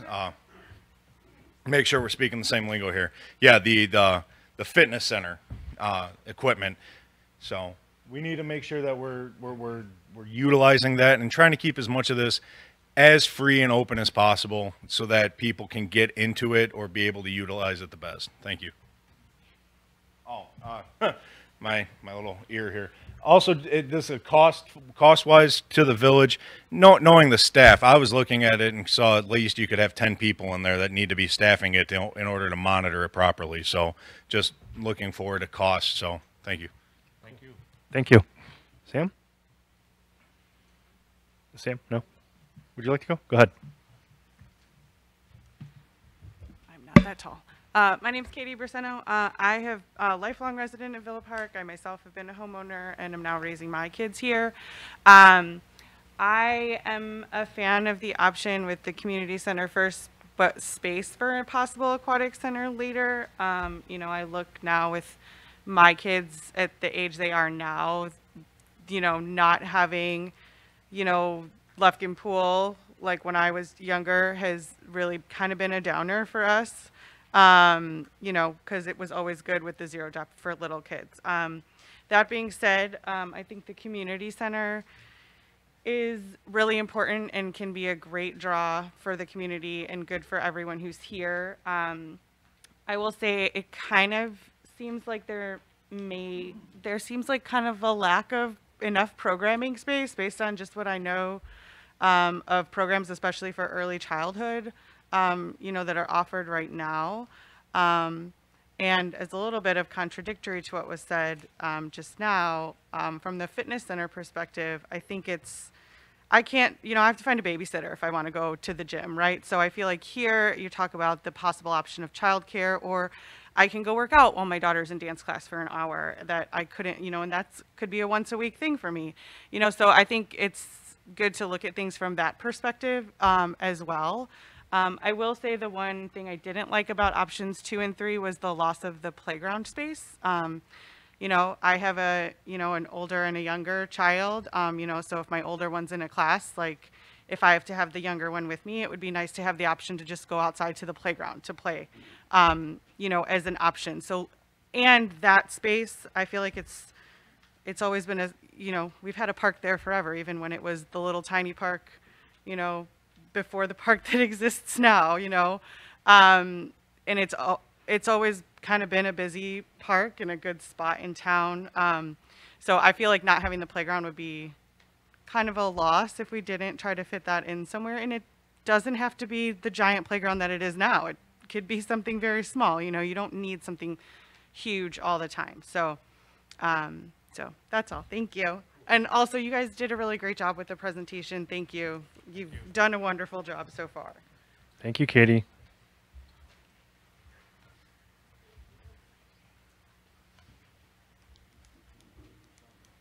There he is.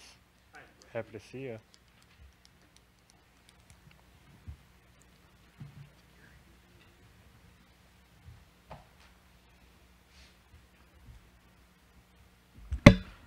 My name is Gary Schaefer, and as been mentioned before, I am also a retired recreation person.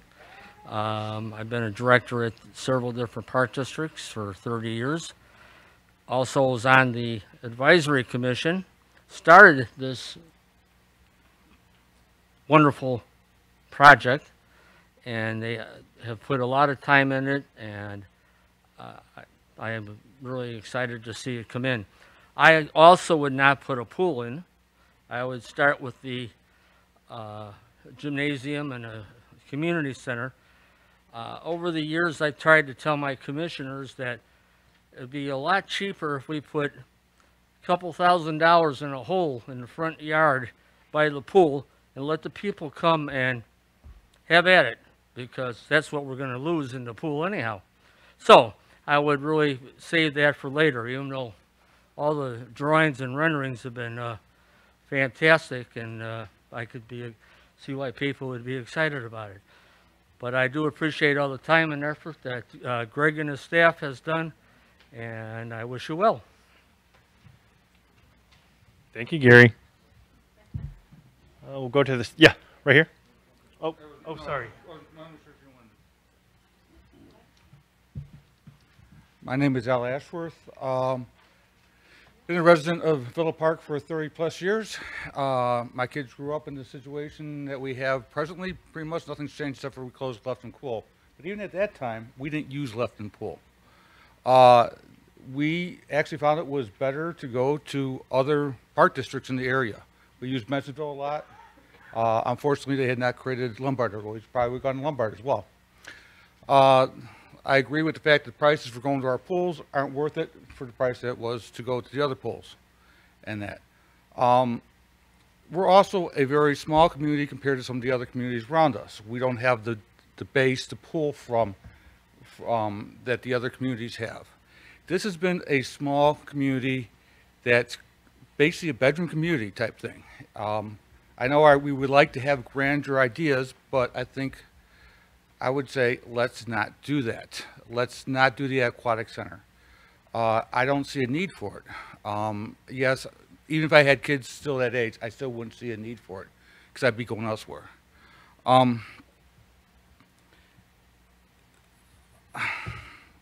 The other thing I want to talk about is traffic. I know that you guys said you don't deal with traffic.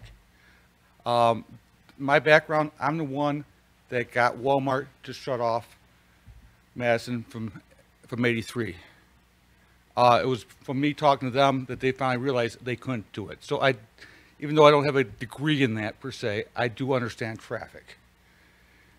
And we're putting in a new TIF area right there, and we have already overloaded the intersection to Villa. I don't know how you plan to get people in and out of this place. I'd be very upset if I was one of the 3 streets to the west of there trying to get out, because that's what all the traffic is going to go to. You're not going to be able to hardly move anything through the intersection at Villa and Wildwood. That is already a difficult intersection if you are coming from one of those other 2 directions from Wildwood. It just can't be done. Even if you throw another stop sign in, now you've totally locked up the whole area. And that. So an aquatic center is not going to work because you're not going to be able to get people in and out of there.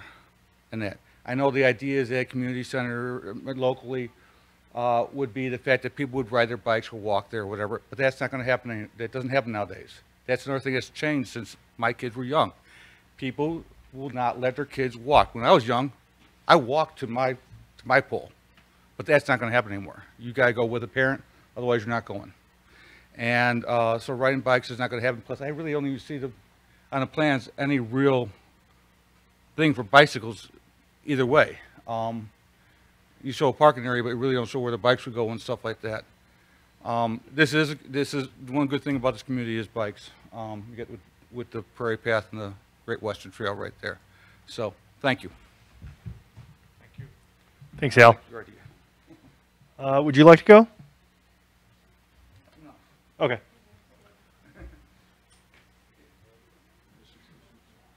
Hattie? All right, cool.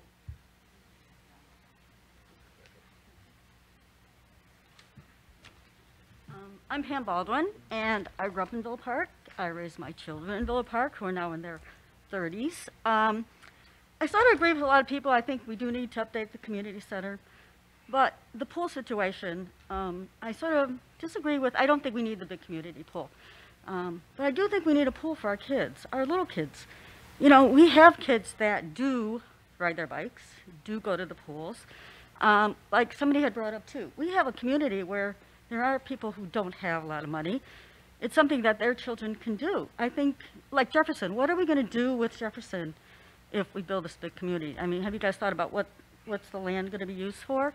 Also, like the Iowa Center, you said you were going to knock it down, so that would be, you know, something. What would we be doing with that? You know, we have tennis courts that really aren't used because they're in terrible shape. I mean, some of these things, I think, because we are a small community, people haven't really been using them. But I think, like the Lufkin Pool, I think a lot of people did miss that Lufkin Pool. They used to send their kids there. You used to have, for the 3- and 4-year-olds, swim classes. I took my kids, you know, like, to Lombard when they were bigger, but when they're little, I don't know. I think we do need a small community pool, especially if we're not going to get a pool for 10, 20 years. I think these kids do need something. And we have the prairie paths. We have kids that do ride their bikes. They ride their bikes to the library. You know, they ride their bikes to the parks. We see that. So I do think that's a need that we still have in this community. Thank you. Thank you. Would you like to come up? Perfect. Stuart Bledsoe. I'd just like to ask any member of the board, the $7.5 million bond, where's the money going to come from to pay that off? Yes, sir. As I currently understand it, so as we budgeted the amount of tax revenue that we get in about 2-3 years, we're going to be paying off a set of bonds. So the initial thought on those bonds is that for the first few years, we're going to do interest only. We're paying it with basically surplus that is not slated to be spent at this point based on the revenue that's coming in. Where does that surplus come from? What's that? Where does that surplus come from? From setting up various TIF districts, paying off various bonds, from just fiscal prudence along the way. That's basically where it's coming in. Anybody else can jump in if they've got other things to add to it, but that's essentially where that money's coming from. And then once the other bonds are paid off, then that money is going to be allocated towards the remainder of these bonds. They're going to go for about 20 years. So no tax dollars are coming from the residents to pay that off? There's no increase, right. That's why it's not being proposed to do it by referendum. Yeah, there's no increase, but if that money wasn't being used to pay off that bond, what would it be used for? And where would it come from? Well, I don't have an answer what we would use it for. I mean, I think part of the planning was to put the village in a position that it could take on that debt. Right now, we're at, I believe it's about 36 million in debt is what our village is in. We have a cap of 64 million of what we could potentially do. I'm not saying that we're doing it or we want to do it, you know, but we're kind of right in the middle, you know, which is good. We don't want to be on the high end, and you know, on the low end, we may be missing certain opportunities. I don't know. Okay. Thank you. Sure. Thank you, Stuart. Anyone else? All right.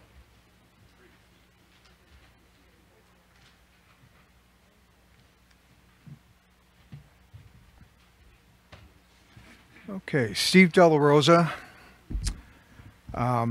Earlier today I wrote an email and shared it with the board, but at this meeting I found out that the follow-up meeting to this meeting is going to take place on February 14th versus the 24th, which was originally stipulated in the proposal letter that was used to set the parameters for these 3 meetings. So I just want to begin by saying that tonight I'm sorry, I left my glasses at home, and it's like I'm having a hard time reading this.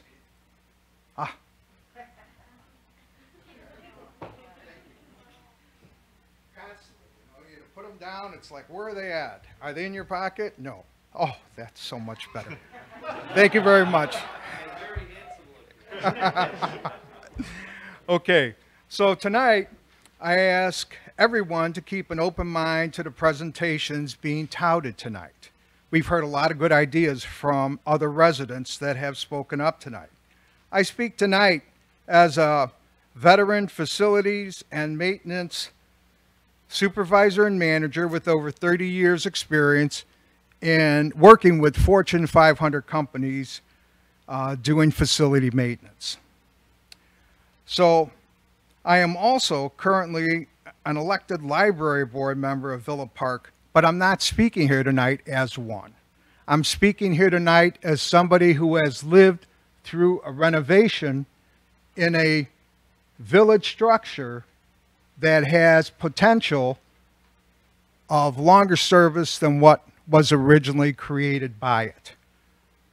So to support one or another of the proposals tonight, the information must be accurate and factual.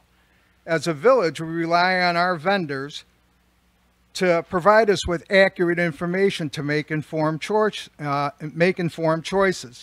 Williams Architects is our design and architectural vendor, as you know, who have received over $20,000 over the course of time, longer than a decade, to provide our town with reliable estimates for construction and renovation costs for facilities in this village.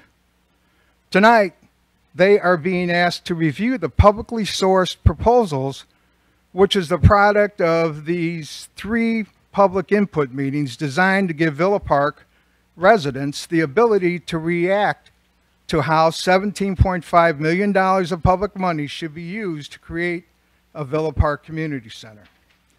I know many support a brand new building for the recreation concept at the Lions Park site, and many have reservations concerning long-term parking here and loss of green space with the proposed concepts. Many others have looked at the current conditions at the Iowa Community Center, which has a full list of health and safety issues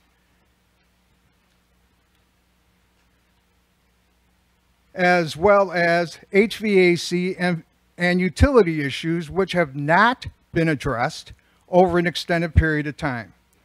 Needed roof repairs have no schedule to be repaired. Water pipes for the building's boiler, water pumps, pardon me, for the building's boiler have not been replaced, leaving the boiler and its building in jeopardy should the one working boiler pump fail, allowing the building's water delivery system to freeze in a cold winter month. You know, not doing regular maintenance puts our public buildings in jeopardy. Parks and Recs uses this building to host daycare facilities for our local residents to use, and for many other activities which occur here on a regular basis. Parks and Rec staff work within this facility each and every week, and they deserve a safe workplace, as do the residents who rely on the programs that are there.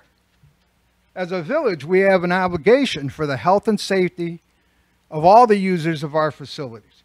Before we take on the creation of another facility, we must exert our due diligence to explore how we can re-engineer the Iowa Community Center through life safety upgrades and expansion of the facility to serve our present and future recreational needs.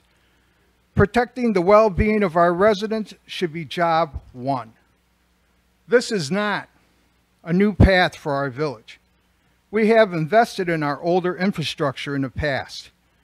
Who here voted for the library referendum, which was passed to come up with $10 million to recreate our library. Who here has gone into the library to see what became of it, of that renovation? The library's a gem now, and it's all... You're over. Yeah. Oh, okay. Yeah. Okay. Let me just wrap this up. So the library renovation worked well. We have an opportunity to duplicate this accomplishment with the re-engineering of the Iowa Community Center and Jefferson Pool. We must direct the Williams architects to bring back to our village a concept and design proposal that accomplishes that task within the constraints of a $16.5 million budget, which is public money available through the grant and the bond allocation approved by the board.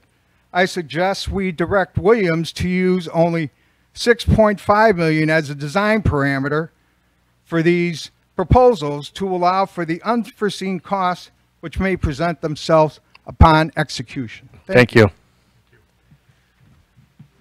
If I may, I just want to mention that there are anybody that walks in the Iowa Community Center is safe. It's a safe building. There's no health concerns. Steve is correct. You know, we have one circulating pump. We put in the budget for years to get that other pump, a secondary one, replaced. The first one is working fine. We do have it in the budget. Well, we've always had it in the budget. It's just gotten taken out. So we do need a circulating pump, and exactly.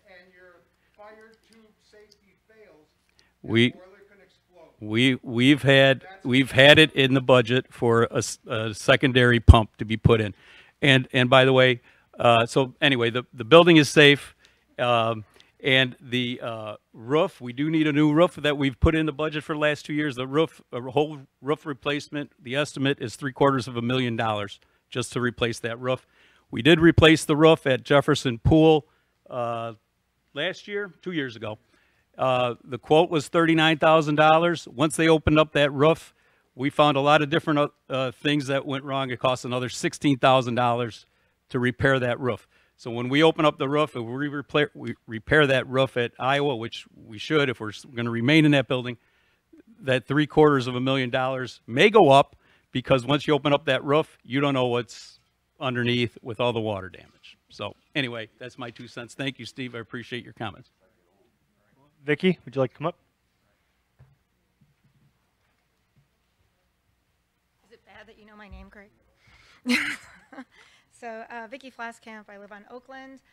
This meeting is really about what are we going to do with the $10 million plus any of the bonds that we're doing, really not all the details, which you went into great detail of what we can and can't do, and it looks really pretty. We all need to realize these are just generalities of what we can and cannot get, depending on where we come in. So what should we do with it? You know, we really need a comprehensive plan. We sit there and say, we're just really talking about Lions Park. What happens if we decide to move there? What happens to Iowa Community Center? We don't know. We don't know what the plans are. We don't know what anything is.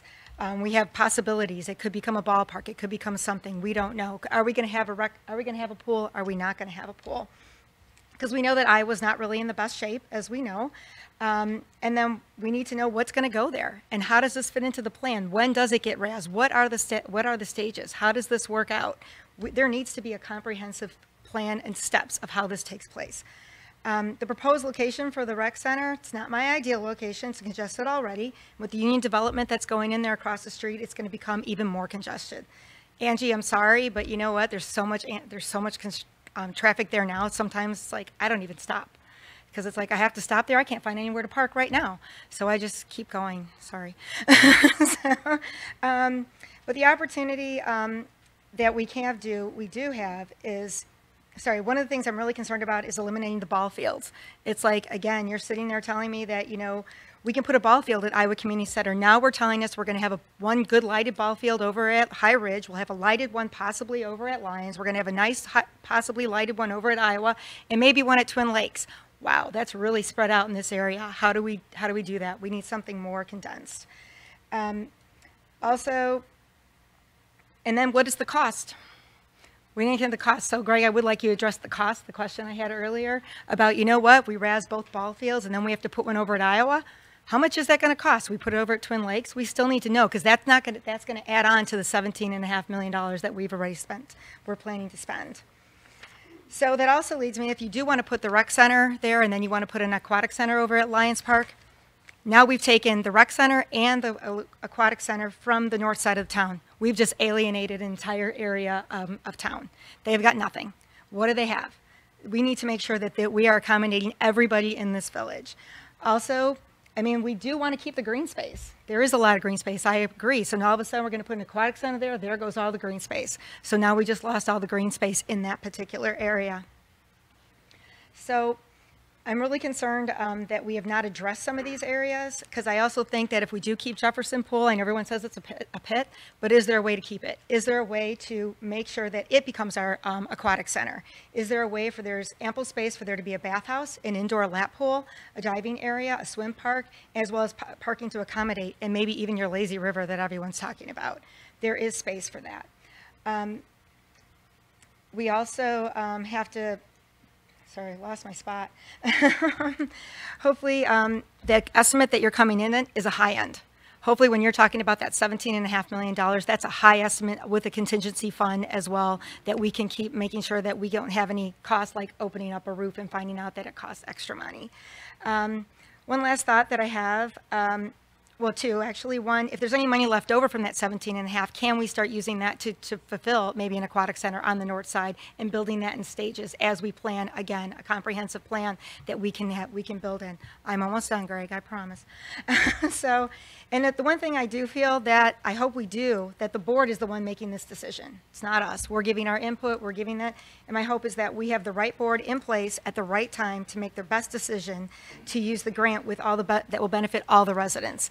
Because everyone stated here before, my family's been here, and I've lived on Iowa since 1960, 59, 60, and I went to Jefferson Pool, and I'm sorry for anybody who didn't go there. It was a phenomenal pool. I went there pretty much every day during the summer, till I was probably in high school.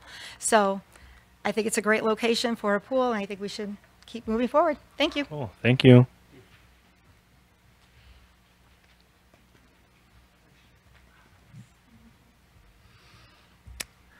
Hi, my name is Brian Little. I'm a 15-year resident of Villa Park. I'm also a youth pastor here in town. I'm a big fan of the development of redevelopment. Steve talked about the library renovation, and I use the library constantly. We love that place, and we were so happy to see that money be spent there. I really believe in like maintaining the existing facilities. So as Vicki was just saying, the Jefferson Pool facility, the Iowa Community Center facility, I don't really see a need to build a community center when we have an existing community center. $17 million would go a long way to maintaining both the pool and the community center. Thanks, Brian.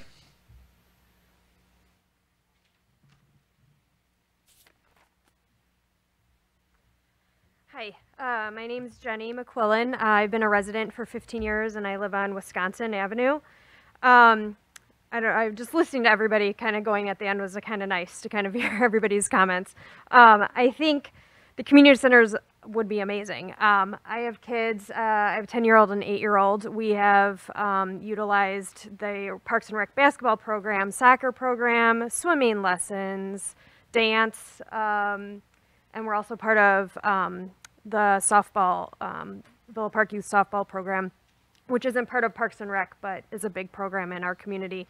I think option 2 is a great option, starting with the community center first, and then integrating in 1A, having the playground and the outdoor basketball court there to begin with, and then when we get to the point where an outdoor aquatic center is feasible, obviously we'll have more spaces because Iowa won't be there. We would have those spaces for outdoor fields, and then also if Jefferson then is gone, we have those spaces for those outdoor fields as well. Basketball is tricky. I know people have mentioned with District 45, it is hard for, and even with 88, where my daughter practices basketball over at Sacred Heart Catholic School in Lombard. So we're kind of all over the place for basketball. I was a soccer coach for Parks and Rec this fall, and we got to have a field next to Jefferson Park. It was not a great field. And then there's the softball field. So it's really hard, I think, in the spaces that we currently have to really give those spaces to all the athletic departments that we do try to kind of have in our community. So that's definitely something to like long range plan. If we're going to take something from here, the softball and baseball fields, and then put them over here, we don't really have soccer fields now either. So we kind of have to think about a lot of different things. I think the traffic is definitely a concern as well, but I don't think people are utilizing, there's going to be periods of time where the community center is heavily used, and there'll be periods of time where it's not as heavily used. So that will have to be something to think about. And then one last thing I wanted to say is kind of the staffing and the upkeep. That would be something I would be interested in understanding a little bit more about. I think it's great. I think we really need it. And I think all of the like landscaping and all that makes it feel like that green space is still there. And I think that's awesome. But there's a lot of green spaces in our community that are not taken care of by whether it's Parks and Rec or facilities management through the village. I would be concerned that we would create this beautiful place and then there would be weeds growing everywhere, and who's going to take care of that? And then who also, do we have the infrastructure to staff a community center? You have someone at the front desk, you have people taking care of all the fitness equipment, all of those things. So that's that long-term plan of like, is that all put together for this that I would like to hear about. Thank you. Thank you, Jenny. Nope. Would you like to go? Would you? Jen? Do you want to come up? Oh, go ahead. Go ahead. No, come on. Sorry.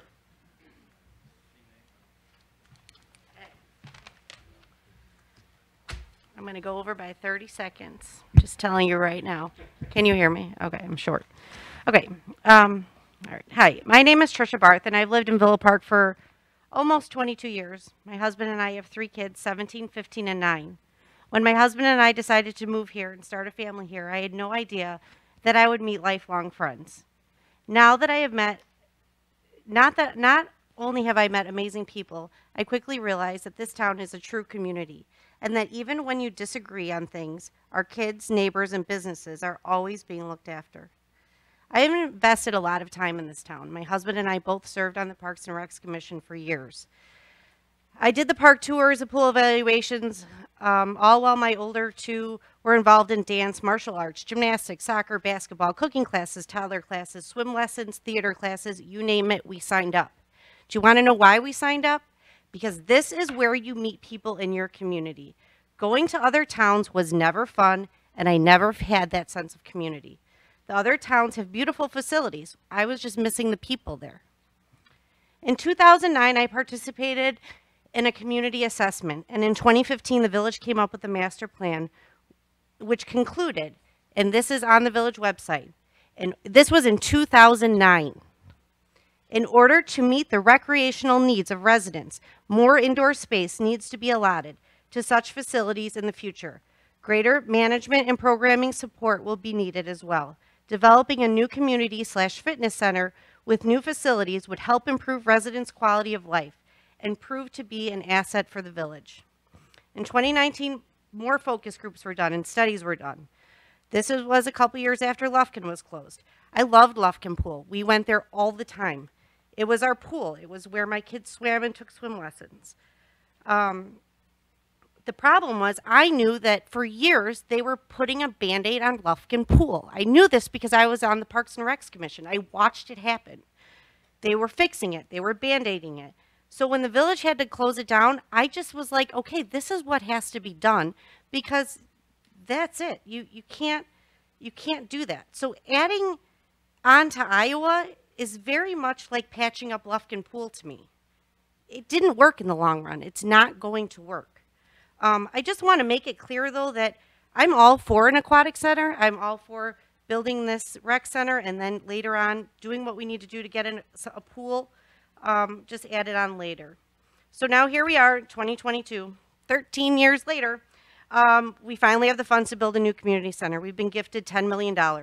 13 years in the waiting, and now our town's going to get something that it deserves.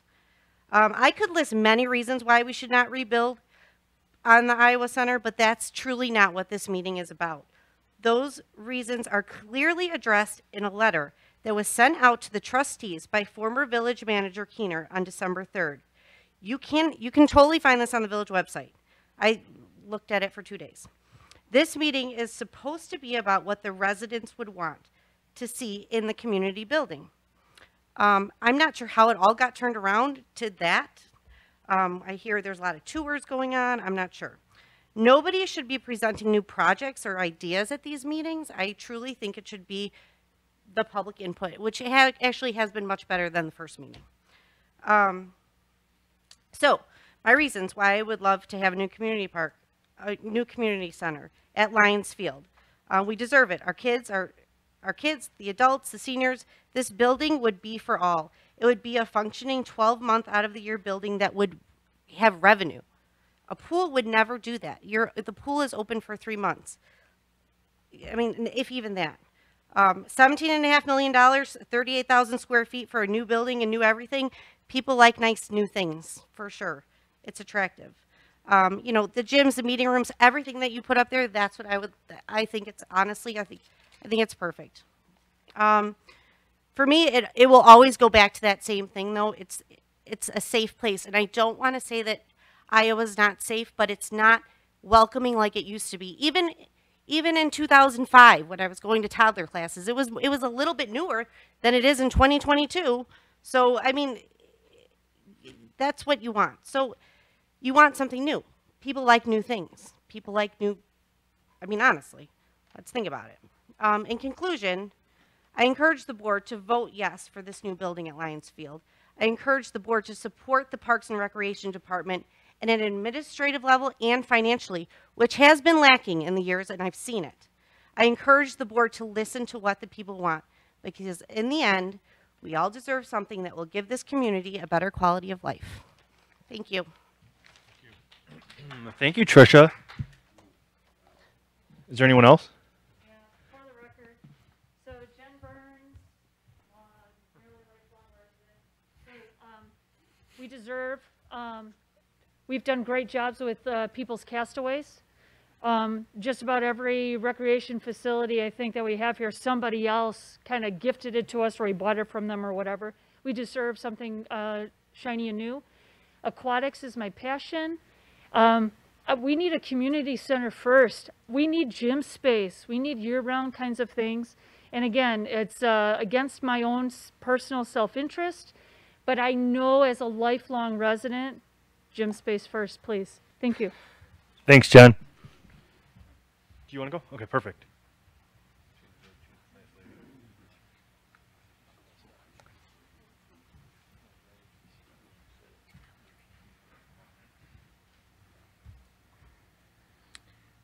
Anthony Odo, Villa Park resident, business owner. I'm up here, I've spoken a lot about parking before I came on Saturday. I'm all in favor of the community center and I think it looks wonderful. I do think the parking needs to be self-sufficient on the site and not to be shared with other amenities in other parts of town. Or other, you know, the businesses and the union and all that's proposed to go into that area. I'm also concerned that, you know, if we keep changing the plans too much, we are on a time constraint with this grant and that we, you know, risk the chance of not having anything, you know, being able to use any of the money if we squander our time or go down the road to the wrong road. So, you know, kudos to the staff for putting in a lot of time on this. It does need to be decided correctly and done right, but we do deserve some new amenities for the kids of this town and everybody else. So that's all. Thank you. Thank you, Anthony. Do you want to wrap it, or you want me to wrap? Okay. Do you have a question, Bob? Could I just make a quick comment about the meeting itself? Sure. And we're going to wrap it up. Yeah, I'm sorry. I meant to say this. This is for the board and the staff going forward in any public engagement. I would ask, be a policy that when you have a public meeting like this, to have agendas. I could never imagine running a meeting without an agenda. It introduces staff, people, and what's going to go over, keeps things in order. Secondly, you know, minutes of the meeting, so people can follow up, and also handouts. The gentleman was trying to reference past slides where, you know, at least people got something to take with them, digest at home. So, and then a final comment to the group. I tell you, very civil, very respectful. People listened and very engaged. So, it was a very good meeting. So, thanks. Thank you, Bob. A couple things. So first of all, thank you everyone for coming and spending time this evening to share all your opinions. Williams and staff have been taking a lot of notes, so they'll be highlighted.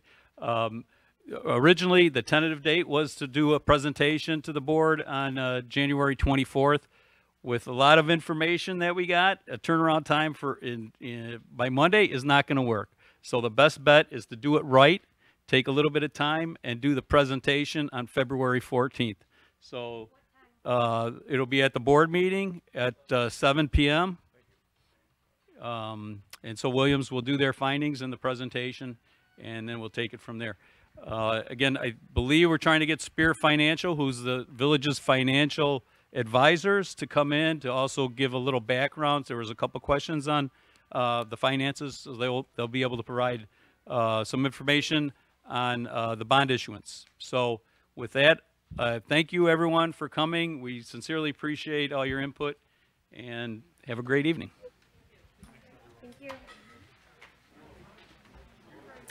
Thank you everyone who's been on Zoom.